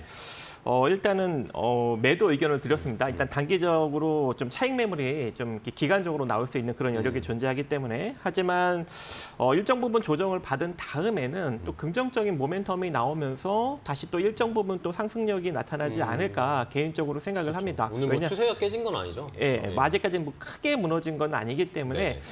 왜 그 과거에도 조금 뭐 제약 바이오도 마찬가지고 뭐 반도체도 마찬가지고 한번 크게 긴 기간 부각을 받고 나서는 그쵸. 뭐 쉬어- 급격하게 꺾이기보다는 어느 정도 살짝 조정을 나서 다시 재차 올라간 쉬어가죠. 다음에 예. 어느 정도 횡보하면서 좀 등락을 거듭하는 측면이 있지 않겠습니까? 그래서 방산 테마도 조금 그러한 측면을 만들어가지 않을까 개인적으로 생각을 합니다. 그래서 이번에 보면 뭐 하나오션이나 하나시스템 같은 경우에도 이 필리조선소를 이제 인수를 하면서 본격적으로 이제 미군 해군 함정 유지보수 정비 사업을 2건이나 수주를 했기 때문에 또 긍정적인 호실적이 내년까지도 이어질 수 있는 여력이 존재할 것 같고 이제 LIG 넥선 같은 경우에도 미국 로봇 업체 이 고스트 로보틱스 지분을 60% 인수하면서 이제 본격적으로 이제 미국 진출에 유리한 고지를 좀 선점한 측면이 있고요. 또 유도로켓 비공도 미국 국방부 최종 성능 평가에 통과가 되면서 이제 미국 수출을 위한 발판을 좀 만들었다라는 평가가 나오고 있습니다. 그래서 이런 것들도 좀 긍정적으로 모멘텀으로 추후 작용될 수 있는 여력이 존재할 것 같고 한국 항공우주산업도 이 FA-50 경공격기 훈련기가 아무래도 이제 로키드 마틴사와 이제 컨소시엄을 형성을 해서 이제 조금 이제 개량을 해서 TF-50을 이제 개발을 했는데 이게 이제 미국 해군 고등 전술 훈련기 도입 사업을 만약에 성공적으로 따내게 된다면 네. 추후 이제 캐나다나 호주 쪽에 수출길이 또 열릴 수 있는 여력도 존재할 것 같고요. HD 현대중공업도 이제 필리조선소 쪽에 이제 설계 및 자체 패키지를 공급할 수 있는 어떤 그런 지원 가능성도 지금 점쳐지고 있는 상황이기 때문에 전반적으로 방산 테마는 조금 이제 꺾이긴 하겠지만 네. 예전만큼 강하게 올라가지는 않겠지만 그래도 어느 정도 조정을 받으면 기술적인 반등력은 좀 나올 수 있지 않을까라고 생각을 하고 있습니다. 네, 알겠습니다. 자, 이렇게 방산주들 오늘 뭐 어제 오늘 이번 주에 계속 러시아 우크라이나의 뭐 전투가 심해지다가 또 휴전 이야기가 나왔다가 계속 반복되고 있는 상황입니다. 여기에서 어떻게 투자 포인트를 잡을지 한 분은 방산은 이제 어느 정도 정리를 하고 우크라이나 재건 쪽으로 가자 그런 의견을 주었고 또 다른 한 분은 어쨌든 추세는 꺾이지 않았으니까 조정 나올 때 조금씩 매수하면서 전같이 큰 상승은 아니겠지만 수익을 보는 전략 이렇게 다른 두 전략을 주셨으니까요. 시청자분들이 잘 판단해 주시면 되겠습니다. 자, 그러면 또 오늘 시장에서 어떤 이슈들이 시장을 많이 움직였을까요? 마켓무버 브리핑 신민영 앵커와 함께 하나 더 확인해 보도록 하겠습니다. 마켓 무버입니다. 글로벌 AI 칩의 선두주자 엔비디아가 양호한 3분기 실적을 내놨습니다. 그럼에도 시장은 성에 차지 않는다는 반응입니다. 엔비디아 이번 3분기에 매출이 350억 8천만 달러 기록했습니다. 시장의 기대치를 상회했고요. 주당 순이익 EPS 역시 0.81달러 81센트 기록하면서 시장 기대치였던 75센트를 웃돌았습니다. 4분기 매출 전망치도 375억 달러 수준으로 시장 기대치를 웃도는 모습을 보여줬습니다. 하지만 이 시장 기대치, 애널리스트들의 평균 기대치이긴 하지만 시장에서 정말 기대했던 수치는 아니다라는 이야기가 나오고 있죠. 4분기 매출 전망치의 경우에도 시장에서는 370억 달러 규모가 아니라 410억까지 크게 더 높게 바라본 것으로 확인이 되면서 시장 기대치에는 결국 4분기 매출 전망치가 미치지 못했다라는 평가를 받아가고 있습니다. 또 엔비디아의 전년 동기 대비 매출 증가율 역시 계속해서 감소하고 있다라는 점 역시 투자자들을 실망시킨 요인인데요. 이번 3분기 94%의 놀라운 증가율을 보여줬지만 전분기, 전전분기와 대비해서는 약한 수준이었습니다. 122%, 262%, 265%의 급격한 성장세를 보았던 투자자들이 이번에 나온 94%에는 만족할 수 없었다라는 그러한 이야기가 나오고 있는 이유입니다. 이 밖에도 또 엔비디아의 주가 흐름 봤을 때 실적 발표 이후에 시간외에서 5% 넘게 빠지기도 했는데 블랙웰 출하 계획이 나오고 나서 낙폭을 만회하는 모습 보여줬는데요. 다음 장에서 만나보시죠. 이번 실적 발표 이후에 있었던 컨퍼런스 콜에서 젠슨 황 CEO가 블랙웰의 출하가 이번 4분기부터 본격화될 것이고 생산과 출하는 내년에는 더욱더 활발해질 것이다라는 부분을 언급했습니다. 그러면서 여전히 모두가 블랙웰을 원하고 있고 발열과 생산 차질에 대한 우려도 일축하는 코멘트를 했는데요. 특히 올 연말에 출시할 AI 가속용 GPU 블랙웰의 매출은 자체 예상치인 50억에서 60억 달러를 크게 넘어설 것이다라는 코멘트를 하기도 했습니다. 이에 엔비디아와 강하게 연동이 되는 SK 하이닉스에 대한 여러 가지 전망들도 나오고 있는데요. 일단 엔비디아를 주도한 빅테크의 랠리가 주춤해지면서 한국 반도체주 역시 변동성을 피할 수 없을 것이다. 동력이 조금 약해질 것이다라는 전망이 나오고 있습니다. 특히 엔비디아의 시장 장악력이 올해 유독 강했죠. 올해 엔비디아의 주가 연초 대비 200%나 올라와 있습니다. 단기간에 크게 올라온 만큼 작은 실적 미스에도 조정은 불가피하고 이에 대한 영향이 SK 하이닉스를 미칠 것이다라는 전망이 나오고 있습니다. 하지만 HBM4에서 후발주자들과 기술 격차는 계속해서 유지해 나갈 것이고 고용량 eSSD의 강한 경쟁력이 지속되고 있다는 점은 의심할 여지가 없는 상황이죠. 또 내년 AI 수요 확대에 따른 메모리 수요 대표 주자로서의 프리미엄은 부각될 것이라는 전망 여전히 나오고 있는 상황입니다. 결국에 SK 하이닉스의 주가 반등이 될 트리거는 블랙웰의 본격적인 출하 시점 그리고 외국인들의 수급이 돌아오는 시점이 될 것으로 보입니다. 지금까지 마켓무버 함께 하셨습니다. 자, 신민영 앵커와 함께 반도체, 엔비디아를 포함해서 반도체에 대한 이슈, 시장을 움직였던 이슈 확인해 봤고요. 자, 그럼 이제 오늘 시장 이제 마감이 얼마 남지 않았는데 오늘 시장 움직인 종목들을 더 자세하게 한번 분석도 해보고 전략도 짜보도록 하겠습니다. 먼저 박수범 대표님 어떤 종목 보실까요? 첫 번째로. 네, 요즘 조선주들의 수주 물량이 계속해서 지금 하반기에도 증가하고 있고 상반기에도 너무 좋았고 그런데 이제 내년에까지 이 슈퍼 사이클이 계속 지속된다는 얘기가 나와주고 있습니다. 그쵸. 컨테이너 관련된 이제 발주도 많이 늘어날 거고 그리고 암모니아 관련된 이제 친환경 선박에 대한 수주도 많이 좀 늘어날 것이다. 그리고 2050년에 네, 죄송합니다. 네. 2050년이 되면 지금 이제 탄소 제로 100% 하겠다라고 IMO에서도 얘기를 했었죠.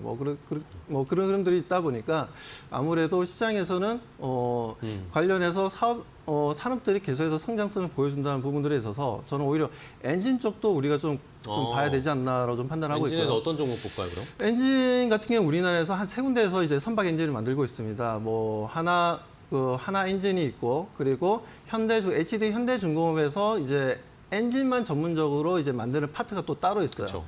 그리고 지금 현재 제가 오늘 말씀드릴 종목은 HD 현대마린 엔진이라는 회사입니다. 네네. 과거 STX 중공업이라고도 볼 수 있는 회사인데, 자, 이 회사가 지금 최근 들어서 이제 공장 가동률이 상당히 좀 증가하고 있는 추세고, 현대중공업 같은 경우에도 지금 현재 공장 가동률이 146%가 좀 넘어섰고, 그리고 지금 하나오션 같은 경우에도 거의 98% 정도 공장 가동률을 보여주고 있습니다. 작년보다는 약 10% 정도 더 증가되었다는 부분들이죠.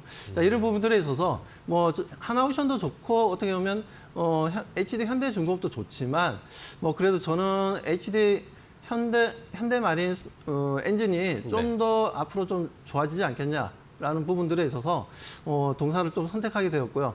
아무튼 지금 현재 조선주들이 이 슈퍼사이클에 대한 전방 산업이 너무 좋다 보니까 엔진 사업도 좋다. 그런데 제가 이 엔진 쪽을 선택한 이유는 중국 쪽이랑 한국 쪽 두 군데서 지금 현재 발주를 받고 있다라는 부분들이요.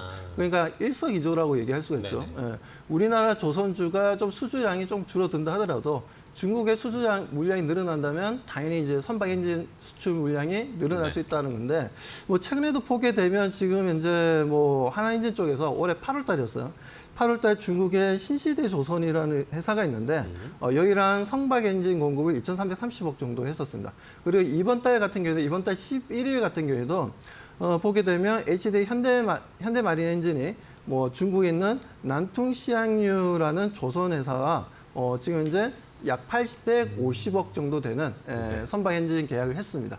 이런 부분들을 봤을 때 중국 쪽에도 수출할 수 있고 국내 쪽에서도 만들어서 납품을 할 수 있는 부분들 이런 부분들이 단기간에 실적을 크게 끌어올려 줄 수 있다라고 보고 있고 실적 또한 전반적인 재무 상태라든가 실적 또한 올해보다는 내년에 더 피크가 발생하지 않겠냐라고 좀 바라보고 있어서 네. 지금 현재 주가 움직임에 충분히 우리 개인 투자자분들도 대응하기에 좋은 가격대라고 말씀드리고 싶습니다. 네, 알겠습니다. HD 현대마린 엔진, 조선주 중에서도 엔진을 만든 쪽을 좀 기자재를 더 자세하게 좀 보자라는 의견을 주셨어요. 말씀해 주신 것처럼 뭐 미국만, 트럼프만 바라볼 게 아니라 중국 쪽에서의 엔진 수주도 함께 받을 수 있으니까 이런 이점이 있으니까 함께 HD 현대마린 엔진 봤고요. 자, 이번에는 박정식 파트너와는 YMT 어제 오늘 또 많이 움직였잖아요. 한번 분석해 볼까요? 네, 바닥권에서 지금 이틀 연속 지금 양봉을 그러니까요. 만들어내고 네. 있는 그런 회사인데요.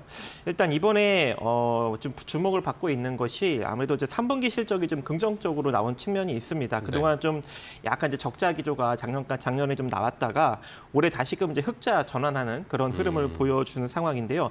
이번 3분기 영업이익이 한 22억 정도 이제 발표가 되면서 전년에 좀 약간 이제 좀 실적이 미미했던 측면이 있기 때문에 네. 한 5배 정도 지금 성장이 나온 측면이 또 40억 자사주 취득 신탁 계약을 체결하면서 이제 밸류업 측면으로도 좀 긍정적인 호재로 좀 작용이 된 측면이 있는 것 같습니다. 네. 이 YMT 같은 경우에는 이제 인사회로 기판용 이 화학 약품이나 또는 동도금 처리를 이제 전문적으로 영위하고 있는 업체인데 이번에 좀 이슈를 하나 만들어냈습니다. 네네. 이 반도체용 유리 기판에 적용하는 유리 관톡 전극 풀필 동도금 처리 첫 샘플을 네. 고객사에 이제 공급을 했다라는 소식을 이번에 이제 전해지면서 이제 유리기판 관련주로 이제 본격적으로 부각을 받을 수 있는 그런 상황이 네네. 되었고요. 만약에 유리기판이 만약에 이제 상용화가 되게 된다면 아무래도 이제 전문적으로 이제 YMT가 이제 많은 유리기판을 이제 맡아서 이 동도금 처리를 할 예정이기 때문에 이 매출과 영업이익도 빠르게 성장이 나올 것으로 현재 전망이 되고 있는 상황입니다.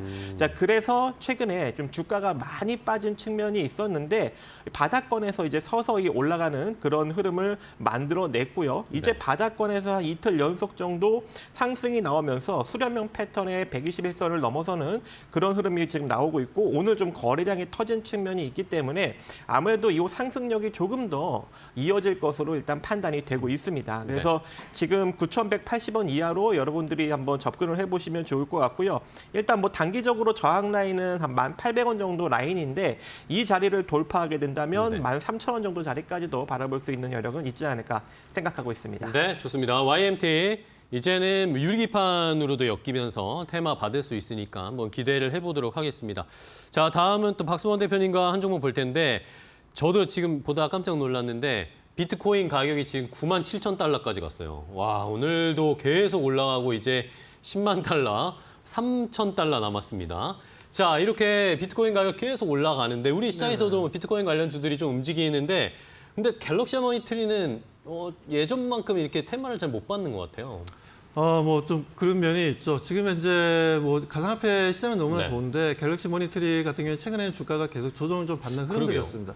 그래서 이제 역방향으로 좀 움직이는 흐름들이었지만 그래도 다시 한 번 더 갤럭시 모니터리로 자금이 좀 들어올 수 있다라고 저는 판단하고 있고 그에 대한 주가 상승 흐름을 이제 좀 기대해봐도 좋지 않은 네네. 위치라고 좀 판단하고 있어서 많은 회사들이 있지만 그중에서 갤럭시 모니터리를 좀 가져 나가게 되었습니다. 네네. 실제적으로는 지금 갤럭시 모니터리 같은 경우에는 전자결제 쪽에서 거의 매출이 거기서 거의 다 나와주고 있어요. 뭐 그러다 보니까 뭐 지금 STO 관련주로도 묶여져 있고 뭐 여러 가지 지금 현재 블록체인 관련된 기술력을 좀 가지고 있지만 뭐 이런 부분들에 있어서 약간 소외되어 있는 흐름들을 보여주고는 있지만 저는 충분히 동사가 앞으로 좋은 주가 상승 흐름을 좀 가져갈 수 있다라고 생각하는 이유는 가상화폐가 계속해서 긍정적인 이슈가 나와주고 있다는 거죠. 특히나 트럼프 같은 경우에는 내년 1월 20일 날에 대통령이 임명이 되는데 뭐 지금 임명되기 전까지는 그래도 가상화폐 분위기가 좋지 않을까라고 저는 판단하고 있고 네. 뭐 트럼프가 또 얘기를 해서 백악관 암호화폐 직책을 신설하겠다라는 얘기를 좀 했습니다. 네. 뭐 검토하겠다는 얘기인데 일단 뭐 검토가 들어간다면 되지 않을까라고 좀 판단하고 있고 그리고 최근 가상화폐 시장을 보더라도 뭐 일론 머스크가 만든 이제 도지코인. 도지코인 같은 경우는 일주일 동안 180%나 올랐어요. 여기에다가 지금 비트코인 또한 새롭게 계속해서 새로운 레코드를 찍고 있는 상황이고 뭐 그러다 보니까 이 정도의 흐름이라면 우리가 갤럭시 머니트리 또한 최근에 주가 움직임이 동조화를 보여주지 못했지만 가상화폐랑 네. 못했지만 오히려 후발주자로 상승 분위기를 좀 이어나갈 수 있다는 관점에 있어서 갤럭시 머니트리도 우리 시청자분들이 관심 있게 좀 바라보시길 바라겠습니다. 알겠습니다. 자, 이번에 박정식 파트너님 마지막으로 한 종목 더 볼 텐데 한국전자 인증 주셨죠? 네, 한국전자인증 일단 뭐 공인 인증 서비스 사업을 영위하고 있는 업체인데 일단 우리가 지금 오늘 접근하는 이유가 바로 이제 다음 주에 이 토스의 이제 상장 주관사가 이제 결정될 수 있는 가능성이 네네. 있을 것 같습니다. 그래서 지금 나스닥의 상장을 좀 추진하고 있는 상황이고 이제 주관사의 제안서를 지금 받고 있는 상황인데 이제 다음 주 정도에 이제 결정을 내린다 하니까 아무래도 다음 주에 이 토스 관련 종목들이 이제 움직일 것 같아서 한국전자인증을 가져와 보았고요.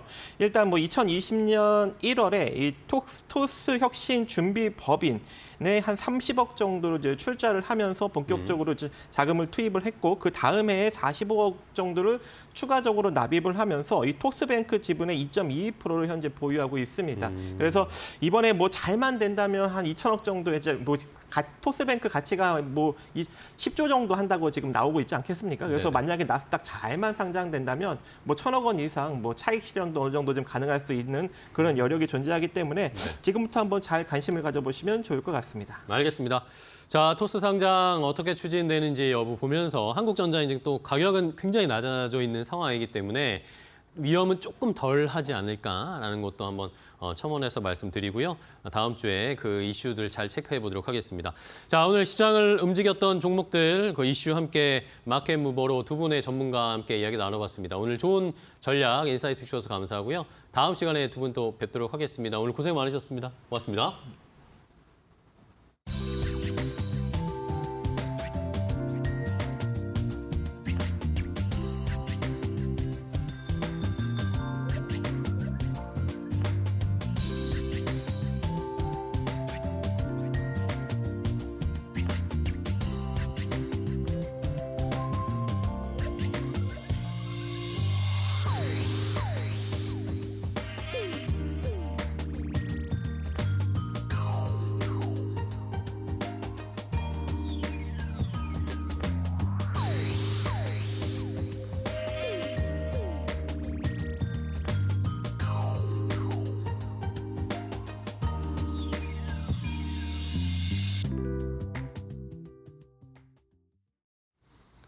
자, 이제 오늘 시장 마감 얼마 남지 않았습니다. 마감 전략 마지막까지 디테일하게 세밀하게 좀 세워봐야 되겠죠. 오늘 SK증권 2000지점의 서영훈 차장과 함께 자세한 마감 전략 세워보도록 하겠습니다.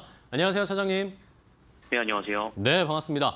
자, 오늘 시장 뭐 상승과 하락을 왔다 갔다 하기도 하고 종목별로 업종별로도 빠르게 수급이나 변화가 나타나는 시장이었는데 오늘 시장 어떻게 마무리 준비하고 계신가요? 네, 맞습니다. 사실 오늘 오후장까지 계속 상승세가 좀 이어지는 모습이었습니다만 장막판 좀 탄력이 좀 둔화되는 모습들을 보였다라는 점에서 다소 좀 아쉬운 부분이라고 좀 판단이 좀 되고요. 다만 최근 기관성 수급들이 계속해서 좀 들어오는 특징들을 좀 보여주고 있는 상황입니다. 현재 뭐 연기금이 지속적으로 좀 매수세가 좀 들어오는 모습들이 특징이라고 좀 볼 수 있겠고 아무래도 2,500선에 대한 저항대가 존재를 하지만 연기금의 수급들이 좀 지속적으로 좀 들어와 준다라면 좀 돌파를 시도하는 흐름들이 좀 이어지지 않을까라고 생각을 합니다. 물론 외국인 수급이 아직까지 좀 들어오지 못하고 있다는 점이 다소 좀 아쉬운 부분이긴 하나 현재 기관에서의 특히 연기금의 11월 달 들어서의 지속적인 매수세가 지수의 하락을 좀 제한시키는 모습들은 이어질 수 있을 것이다라고 좀 판단을 하고 있습니다. 오늘 섹터별의 흐름들을 살펴보면 2차 전지 관련된 종목군들이 복과대에 따른 강한 반등이 좀 이어지는 것이 좀 특징이었다라고 좀 볼 수 있겠습니다. 고요. 특히나 또 이제 배당에 대한 관심이 좀 연말이라 높아지면서 배당 관련된 종목들이 강한 상승을 좀 보이는 특징을 보여줬다라고 좀 볼 수가 있겠습니다. 네, 자, 수급이 빠르게 바뀌고 있고 2차 전지가 오랜만에 반등을 했는데 그러면 마지막까지 차장님은 또 어떤 종목으로 공략하고 계신가요? 네, 제가 관심 있게 보고 있는 종목은 SK텔레콤 좀 네네. 보고 있고요. SK텔레콤 역시 배당 기대감이 좀 높은 종목이다라고 볼 수 있겠습니다. 배당 수익률이 6%를 좀 상회하면서 연말 배당에 대한 기대감에 의한 수급들이 강하게 좀 들어오고 있다라고 좀 볼 수가 있겠고요. 최근 외국인의 비중 자체가 대부분 통신주들에서 굉장히 높아졌고 최대치까지 좀 올라온 상황입니다. SK텔레콤이 아직 거기에 좀 못 미친다라면 외국인 수급들이 추가적으로 연말에 좀 들어올 가능성이 높지 않을까라고 생각을 하고 있고요. SK텔레콤 내에서도 기업 가치에 대한 재고와 주주 환원 확대에 따른 배당의 확대에 대한 발표도 있었다라는 점을 감안해 볼 때 추가적인 상승과 배당을 좀 함께 노려보실 수 있지 않을까라고 생각을 하고 있습니다. 네, 알겠습니다. 자, 연말로 다가갈수록 배당주 투자 많은 분들 관심 가실 텐데 SK텔레콤 저희도 오늘 마지막까지 내일 시장에서도 잘 살펴보도록 하겠습니다. 정말 오늘 좋은 전략 알려주셔서 감사하고요. 차장님 다음 시간에 또 뵙도록 하겠습니다. 고맙습니다. 네, 감사합니다. 마감의 기술 함께 하실 시간입니다. 지시인포 박근호 이사 함께 하겠습니다. 안녕하세요. 안녕하십니까. 네, 오늘 엔비디아 결전의 날이었는데 결국에 시장의 기대치가 많이 높았던 걸까요? SK하이닉스는 하락 마감할 것으로 보이네요. 네네. 삼성전자는 이런 제가 봤을 때 반도체의 어떤 그 동향보다도 이제 수급으로 지금 약간 움직이고 있는 듯한 느낌이에요. 시장의 관심도가 너무 강해서 어제 이제 그 나스닥 흐름을 보면서 장 초반에 굉장히 좀 많이 좀 단기적으로 많이 빠지길 좀 걱정이 많이 됐었는데 일어나서 보니까 다 회복을 해서 끝났더라고요. 이제 다른 이유가 아니라 이제 푸틴 러시아 대통령이 지금 우크라이나와 어떤 그 영토와 지금 구간에서 어떻게 확정을 짓고 또 나토 가입을 안 한다는 조건으로 휴전에 대한 어떤 그 협의를 할 의향이 있다라고 이제 전해지면서 시장이 좀 많이 좀 반등을 해서 마감을 했는데요. 네. 오늘 우리나라 시장에서 좀 약간 그 눈에 띄는 것은 시장 자체가 지금 너무 재미가 없어요. 근데 2차 전지들이 올랐을 때 대부분 좋았죠. 근데 오늘 왜 오르지라고 생각을 하시는 분들 계셨을 텐데 그거에 대한 근거가 사실 그렇게 뚜렷하진 않은데 화면을 좀 잠깐 잡아주시면 제가 나름대로 좀 이것 때문이지 않을까라는 생각을 한번 좀 말씀 좀 드려보도록 하겠습니다. 일단 2차 전지 하락이 이유가 좀 많이 있긴 합니다만은 리튬 가격의 추세적인 하락이 2차 전지주들의 어떤 수익단에 영향을 주면서 하락을 했다라고 하면 최근에 리튬 가격이 굉장히 좀 많이 10월 말 기준으로 리튬 가격이 굉장히 많이 반등을 좀 주고 있어요. 그것과 관련돼서 중국 이제 보시는 화면은 이제 리튬 가격인데요. 10월 말 정도서부터 해서 이제 가파르게 상승하는 모습을 보여주고 있는데 이것과 관련된 기업들이 중국에서 상당히 좀 약간 타이트한 흐름을 보여주고 있습니다. 요 차트는 어떤 차트냐면은 중국에 이제 내노라는 전 세계 리튬 기업들이 중국에 굉장히 많이 있죠. 중국에 1등, 2등을 왔다 갔다 하는 천재 리튬이라는 기업인데 중국명으로 이제 텐진 리튬이라고 보통 얘기를 합니다. 이 기업이 이제 9월 말서부터 이제 급등을 하기 시작했는데 물론 9월 말에 급등을 한 건 이제 중국 시장 전체에 대한 어떤 그 상승에 기인한 부분이라고 보시면 될 것 같고 그 후에 좀 조정을 주고 최근에 좀 꾸준히 오르고 있어요. 이제 이 리튬 관련된 기업들이 오른다라는 것은 사실 2차 전지 이 소재 기업들한테는 굉장히 좀 약간 굉장히 반가운 일이죠. 리튬 기업들이 리튬 가격의 반등에 기인해서 오르는 거니까 정리를 좀 하면 2차 전지주들이 사실 우리나라 기업들은 사실 좀 약간 반등이 좀 미미하긴 합니다만은 이런 리튬 가격이 바닥권을 계속 상승을 해주고 관련 기업들이 좋은 분위기를 만들어갔을 때 오늘처럼 우리나라 어떤 2차 전지 관련 기업들도 주가에 좀 상방을 좀 열어놓을 필요성이 있지 않을까라는 생각을 하고 있습니다. 네. 알겠습니다. 2차 전지주에 대한 전망까지 해주셨습니다. 이제 좀 지수를 살펴보도록 할까요? 오늘 코스피 지수가 현재 구간에서는 강보합권에서 약보합권에서 마감 기다리고 있고요. 0.26% 내리면서 2,475.93포인트 지나가고 있습니다. 전거래일 대비 6포인트가량 밀려날 것으로 보이고요. 코스닥의 경우에도 역시나 약보합권 0.38%세 약세 나타내고 있고요. 680포인트가량에서 움직이고 있는 상황입니다. 코스피 200의 경우에도 현재 구간 약보합권 나타내고 있습니다. 오늘 외국인이 코스피 시장에서 10거래일 연속 팔자세를 나타냈습니다. 오늘로 10거래일째 매도 우위였고요. 오늘 시장에서도 2천억 원 이상의 매도 우위로 마감할 것으로 보입니다. 반면에 기관의 경우에는 그래도 매수에 나서주면서 2천억 원 규모의 매수 우위를 나타냈습니다. 개인들은 매도 우위를 기록했습니다.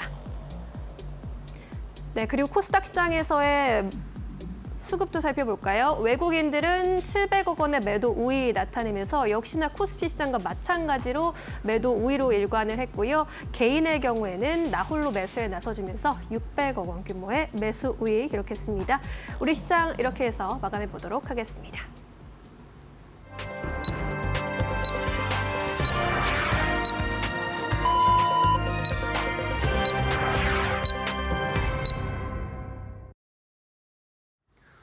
자, 2024년 11월 21일 목요일 국내 주식시장 마감이 됐습니다.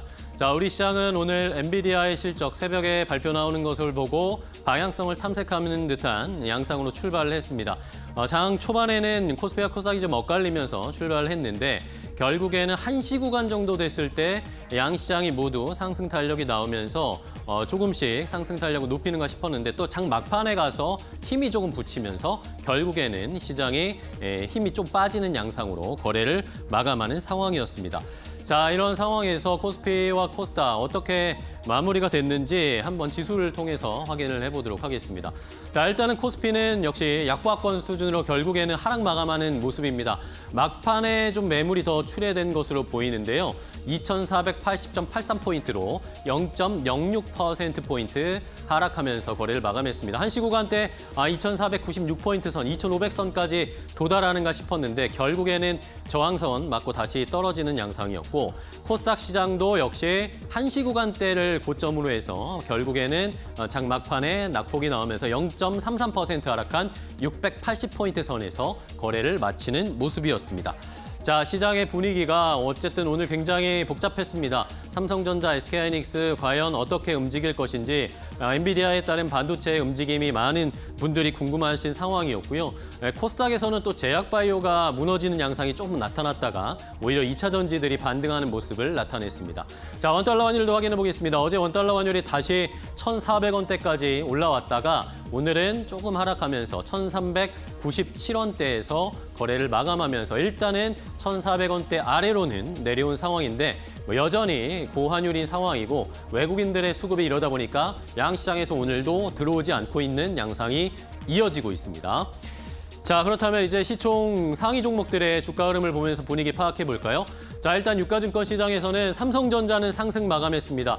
전반적으로 부진한 모습이었는데 삼성전자가 2% 가까이 상승세를 나타내면서 거래를 마감했습니다.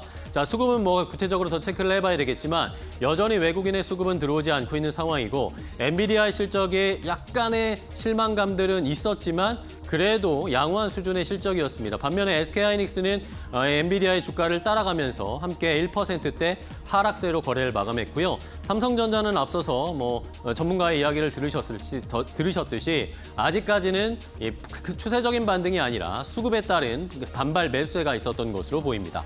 LG에너지솔루션 오늘 2차 전지가 전반적으로 반등했는데 보합권 수준에 그쳤고요. 삼성바이오로직스는 연이은 수주 소식을 들려줌에도 불구하고 오늘 0.64% 하락세, 현대차도 역시 미국의 트럼프 2.0 시대에 계속 부담을 받고 있는 모습입니다. 1%대 하락세를 기록했습니다. 자, 다음 순위의 6위 종목도 보겠습니다. 삼성전자 우선주도 함께 삼성전자와 반등하는 모습이고 현대차, 기아 동반 하락세 0.5% 하락세. 반면에 KB금융은 외국인 매수가 좀 많이 들어왔습니다. 밸류업에 대한 편입 가능성 역시 가장 높은 종목이다라는 평가받고 있기 때문에 2% 가까이 상승세. 셀트리온도 오늘 자사주 매입 발표했죠. 1%대 상승세. 반면에 네이버는 1.7%대 조정을 받는 모습이었습니다. 자, 이외에도 시총 상위주 중에 KB금융은 올라가는데 신한주주는 하락하는 모습이네요. 포스코홀딩스, 2차 전지주들이 그래도 오늘 힘을 보여줬는데 특별하게 3% 강한 모습을 보여줬습니다. 현대모비스, 현대차그룹주와 동반하는 모습, 삼성물산, 삼성생명도 최근의 급등 이후에 하락세를 나타내고 있습니다. 자, 코스닥 시총 상위 종목들도 보겠습니다. 코스닥에 오늘 보시다가 깜짝 놀라셨을 겁니다. 알테오젠이 오늘 장 초반에 20% 가까이 급락세가 나타났다가 결국에는 아래 꼬리 달면서 올라왔습니다. 자, 보시는 것처럼 1.14% 장중에는 상승 전환하기도 했는데 결국에는 막판에 하락을 하면서 1.14%. 제약바이오가 리가켄바이오도 보시는 것처럼 4% 넘게 하락세 나타냈는데 오늘 제약바이오 업종의 매도가 강하게 나왔습니다. 시장에서는 뭐 반대매매 이야기도 나오고 있는데 뭐 리가켄바이오, 알테오젠, ABL바이오 이런 종목들의 낙폭이 굉장히 크게 나왔다는 거 확인해 보시고요. 반면에 이런 수급이 2차 전지로 간 걸까요? 에코프로 BM은 2% 가까이, 에코프로는 6% 넘게 상승세, HLB는 어제 급락 이후에 반발 매수세가 들어오면서 2% 상승 기록했습니다. 자, 다음 종목들 보면요. 다음 또 코스닥 시총상위 휴젤 역시 뭐 제약바이오 어려운 상황이어서 함께 빠졌고 삼천당 제약도 역시 2%대 하락세, 클래시스도 1% 가까이 하락세를 나타냈고 2차 전지 엔캠은 그나마 반등세, 로봇주들 어제 또 상승하다가 오늘은 차익 실현 나오면서 레인보우 로보틱스가 3% 넘게 하락세를 나타냈습니다. 네, 이렇게 마감 상황 돌아보셨습니다. 오늘 우리 증시에서 결국에는 양시장 모두 약세로 마감을 하게 됐습니다. 코스피는 거의 보합권이긴 하지만 코스닥은 약보합권의 약세를 그렸고요. 결국에 가장 어려운 점은 수급입니다. 수급의 난이도가 너무 높고 외국인 같은 경우에 오늘도 양시장에서 팔자세를 나타냈습니다. 기다리던 엔비디아의 실적 발표가 있었지만 이렇다 할 뚜렷한 상승 동력은 되어주지 못한 것 같습니다. 내일장 전략 계속해서 세워보도록 할게요. 이제 반도체주는 어떻게 바라봐야 될까요? 엔비디아 시장이 제가 네. 엔비디아면은 이렇게 얘기할 것 같아요. 도대체 뭘 원하는 거냐? 시장은 도대체 어디까지를 원하는 거냐 이렇게 얘기하고 싶은데 네. 죄송합니다. 증권사에서 나오는 컨센서스와 그 시장이 원하는 우리가 보통 스트리트 컨센이라고 얘기하는 그 차이가 굉장히 좀 많이 나는 것 같아요. 그래서 시장이 원하는 컨센서스를 좀 못 맞춰주지 않았나. 그리고 블랙웰 부분에서 이제 4분기 쪽에 가이던스 쪽이 좀 약간 좀 낮게 평가가 되는 그런 느낌이었었는데 반도체는 사실 뭔가 좀 약간 이슈가 있거나 명분이 있어야지 움직일 수 있는 지금 업종이죠. 지금은 그렇다라고 하면은 과연 무엇이 있을까라고 생각을 해봐야 되는데 사실 별로 없거든요. 반도체 관련주들이 지금 움직일 수 있는 부분 이제 실적으로 보여줘야 되는데 우리나라 지금 현재 반도체 삼성전자 이제 하이닉스 제외를 하고 일단 그 두 기업은 이제 수급으로 좀 먼저 움직여야 될 것 같아요. 하이닉스는 물론 실적이 좀 중요하긴 합니다만은 장비, 소재 이런 기업들이 이제 실제적으로 작년보다 올해 실적이 좋은 기업들이 제가 봤을 때는 한 80% 이상은 작년보다 올해 실적이 안 좋거든요. 네. 이런 부분들에서 작년보다 올해 실적이 좋은 기업들을 위주로 고른다라고 하면 실적이 좋았는데도 같이 빠졌기 때문에 오히려 굉장히 좋은 저가 매수 타이밍을 좀 줄 수 있는 상황이고 그다음에 조선주들 같은 경우는 좀 최근에 뭐 심심하죠. 사실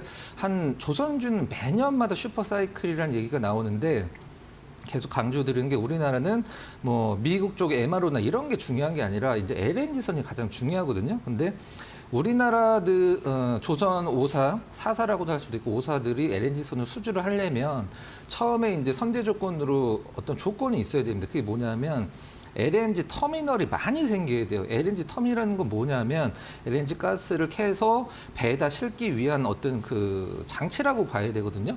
그런 이제 플랜트죠. 그런 부분이 많이 생겨야 되는데 지금 미국, 캐나다, 멕시코 기준으로 이 LNG 터미널이 2008년도 기준으로 지금보다 2배로 늘어난다는 어떤 보고서가 있거든요. 실질적으로 공사를 하고 있는데 그럼 이 LNG 터미널이 늘어나면 LNG 수출량이 늘어나고 LNG 수출량이 늘어나면 LNG 선박이 필요하고 요 이제 선순환 구조로 가는 건데 이게 지금 제가 봤을 때는 우리나라 조선주들이 이것과 관련돼서 수주를 하려고 도크를 비워놓고 있는 조선사들이 많이 있다라는 얘기가 들려오고 있어요. 그렇다라고 하면 일단 뭐 LNG 수주량을 본다라고 하면 재작년에 한 50몇 대 정도, 그다음에 작년에 50몇 대, 올해 지금까지 한 51대인가요? LNG 수주량이. 그다음에 내년에 한 88대까지 늘어난다라고 하는데 이런 부분들과 관련돼서 조선주 나쁘지 않다고 생각을 하고 있고 오늘 이제 푸틴 발언으로 인해서 주가가 엇갈린 부분들이 있었죠.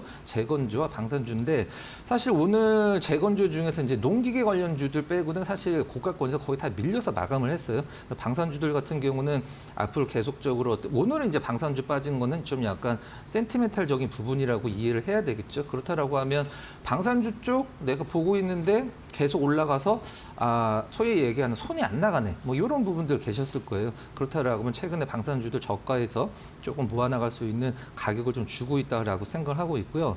시장 전체적으로 봤을 때 우리나라 시장이 사실 차트 잠깐 보면서 말씀을 드리면 사실 주식을 분석을 할 때 종합주가지수를 차트를 보면서 미래의 흐름을 예측을 하는 것은 굉장히 좀 약간 힘든 부분이긴 합니다만은 우리나라 시장 전체적으로 봤을 때 사실 코로나 때 정말 다이나믹하게 올라간 적 빼고는 지금 지수가 그렇게 낮은 지수가 아닙니다. 근데 미국 시장을 우리가 보면서 미국 시장 저렇게 좋은데 우리나라 시장 왜 안 올라가나라고 생각을 하기 때문에 굉장히 우리나라 시장이 많이 떨어지고 있는 것처럼 느끼지만 여러분들 화면에서 보시는 것처럼 코로나 때 정말 코로나 때는 우리나라가 글로벌 1위였었어요. 뭐가 1위였냐? 주식시장 상승률 1위였습니다. 압도적인 1위였었어요. 근데 지금 이제 보시는 화면에서 지금 지수 따는 데가 제가 이제 선을 그어놨는데 코로나 때 빼고 그다음에 올해 초 빼고는 이 지수를 한 번도 가본 적이 없는 지수대예요. 물론 네. 주식이라는 것도 시간이 지남에 따라서 가만히 있어도 올라가는 인플레이션이 있긴 합니다. 하지만 지금 지수대가 뭐 방향성이 아래여서 그렇지만 절대 우리나라 기준으로 봤을 때 그 기업의 어떤 전반적인 시장 전체 EPS를 봤을 때 낮은 지수대는 아닙니다. 뭐 시장을 나쁘게 보는 건 아니긴 합니다만은 미국을 보니까 우리나라 지수가 나빠 보이는 거죠. 물론 우리나라 빼고 전 세계 지수는 조금 우상향하고 있는 부분이지만 정리를 하면 일단 신규로 지금 자금을 들고 저가에서 매수를 하시려는 분들은 외국인들 때문에 내려갔으니까 외국인들이 시장에 본격적으로 좀 돌아오는 상황을 좀 기다리셔야 될 것 같아요. 언제가 될지 모르긴 하겠습니다만은 외국인들 매도가 조금은 좀 잦아들고 있지만 매도세는 좀 ING 상황이다라는 점을 염두에 두고 시장을 좀 보시면 될 것 같습니다. 그 외국인이 돌아올 때까지는 보수적인 전략을 유지하자라는 의견까지 살펴보았습니다. 그렇다면 이제 내일장에서 만약에 시초가로 공략해 본다면 어떤 종목을 해보실까요? 아까 말씀드렸던 부분을 좀 연결시켜서 말씀 좀 드려보도록 할게요. 네. 올해 반도체 관련주들, 장비 소재 기업들 작년보다 대부분의 실적이 안 좋습니다. 근데 작년보다 실적 더 좋아지고 있는데 주가는 반도체주였기 때문에 같이 떨어진 기업들 제가 한번 보자라고 말씀을 드렸었는데 관련주로 대표적으로 저는 ISC가 좀 있다라고 생각을 하고 있어요. 한동안에 굉장히 좀 시장에서 핫한 종목이었고 또 SKC로 피인수 되면서 시장에서 좀 굉장히 많이 회자가 됐던 종목이죠. 처음에 SKC로 인수가 되면서 시장이 걱정했던 부분은 뭐냐면 SKC로 인수가 되면 SKC, SK 하이닉스, 그럼 SK 하이닉스 쪽으로 많이 어떤 물량을 받을 테니까 삼성전자 쪽에서 약간 물량을 덜 받을 수 있지 않을까라는 걱정이 굉장히 많았었는데 이 부분들은 사실 기우죠. 대안이 없는 상황이니까 좀 약간 경쟁 업체라고 한다라고 하면 뭐 품목은 다르지만 같은 역할을 하는 생산하는 기업이 이제 리노공업이죠. 리노공업은 이제 포고 핀이라는 것으로 반도체를 테스트를 하고 ISC는 러버 소켓으로 테스트를 하는데 어떤 미세화 공정에서는 리노공업의 이제 포고 핀이 중요한 부분이고 그다음에 그 러버 소켓 ISC가 하는 러버 소켓은 말 그대로 실리콘과 관련된 고무기 때문에 반도체에 우리가 흔히 얘기하는 상처가 안 나기 때문에 이런 부분들이 좀 약간 장단점이 있는 거죠. 시장에서는 이제 어떤 것이 좋다 나쁘다라고 얘기를 하진 않긴 합니다만은 현재 ISC의 러버 소켓은 뭐 전 세계 1등이고 물론 리노공업도 마찬가지긴 합니다만은 네. 일단 그 납품하는 기업들이 우리가 알고 있는 반도체 관련 기업들은 대부분 다 ISC와 연관이 있기 때문에 상당히 큰 모멘텀이 있다고 보시면 될 것 같고요. 일단 SKC와 인수가 되면서 FCCL이라는 어떤 소재가 있는데 우리가 보통 FPCB라고 얘기하는 기판이 있잖아요. 거기에 들어가는 소재인데 이게 동박을 이용하는 소재이기 때문에 SKC와 관련돼서 이런 부분들이 이제 앞으로 이제 원자재 가격을 굉장히 싸게 공급을 받고 있는 부분들, 그다음에 내년에 더 좋아질 수 있다는 부분들이 상당히 좋아 보이고요. 차트 보면서 어떤 목표가 손절가 한번 정해드리도록 하겠습니다. 네. 이제 뭐 그림을 그린 것처럼 이 가격만 오면 이제 반등을 세게 주는 가격대가 바로 지금 가격대입니다. 오늘 현재가 기준에서 5만 원 딱 찍었는데 오늘 반도체 관련주 중에서 좀 눈에 띄게 오른 종목은 거의 없었거든요. 왜 올랐다라고 설명이 되는 부분도 없었고 그렇다라고 하면 시장에서 지금 현재 ISC의 주가가 너무 많이 빠졌고 저평가라는 인식이 팽배해서 반발 매수세가 들어왔다라고 이제 보시면 될 것 같습니다.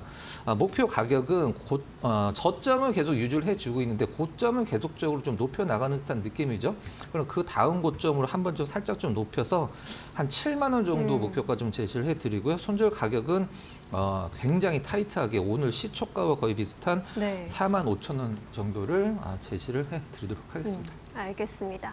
ISC 이제 주력 사업으로 반도체 테스트 솔루션을 사업을 하고 있는 기업이죠. 이 반도체 테스트용 실리콘 러버 소켓이 글로벌 시장에서 약 90%의 점유율을 가져가고 있고요. 전 세계 1등이라고 언급을 해주셨습니다. SKCP 인수된 후에 삼성전자향 물량이 감소하는 건 아닐까라는 우려감이 있었는데 기우였다. 그러한 움직임 나타나지 않고 있는 것으로 또 확인이 되는 상황. 여기에 SK하이닉스뿐만 아니라 삼성전자, 엔비디아, 인텔 등을 고객사로 확보하고 있다라는 점 모멘텀으로 짚어주셨고요. 현재 저평가 구간 안에서 상승 여력 7만 원까지, 손절가는 타이트하게 4만 5천 원으로 잡아보자라는 의견까지 전해드렸습니다. ISC 살펴봤고요. 오늘 말씀 여기까지 듣도록 할게요. 고맙습니다.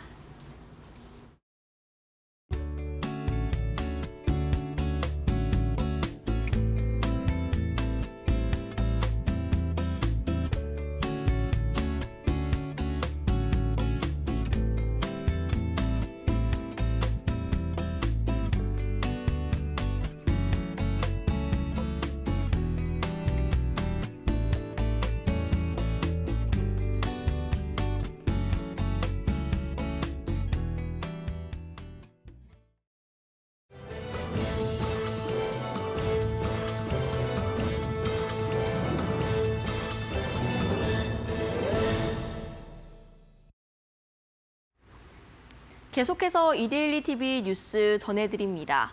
국내 주요 기업 사장단은 오늘 서울 중구 롯데호텔에서 한국경제 제도약을 위한 주요 기업 사장단 긴급 성명을 발표했습니다. 이들은 정치권을 향해 이사 충실 의무 확대 등이 포함된 상법 개정안은 소송 남발과 해외 투기 자본의 공격으로 이사회의 경영 활동을 어렵게 하고 국내 증시의 밸류다운으로 귀결될 것이라며 관련 법안 논의를 중단해 줄 것을 요구했습니다.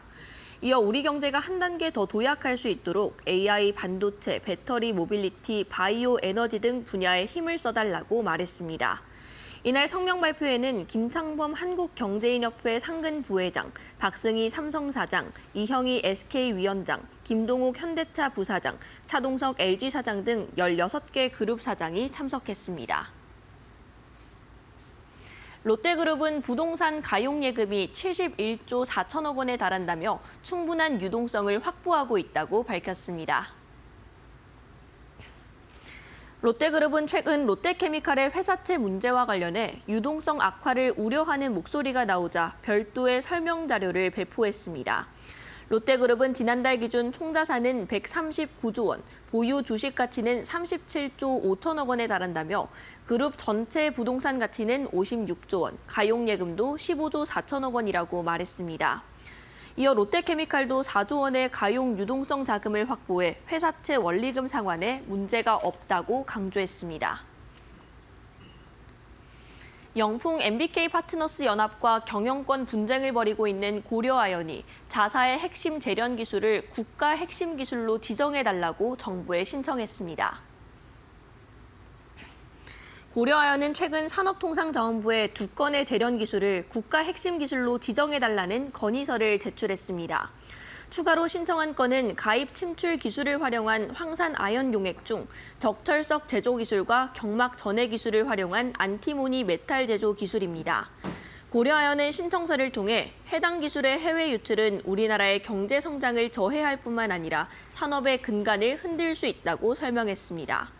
앞서 고려아연은 하이니켈 2차 전지 전구체 제조 기술이 국가 핵심 기술에 해당한다는 정부의 판정을 받은 바 있습니다. CJ 올리브영이 서울 성동구의 1호 혁신 매장 올리브영 앤 성수를 공개했습니다. 올리브영 앤 성수는 면적 약 1,400평으로 올리브영 매장 중 최대 규모입니다.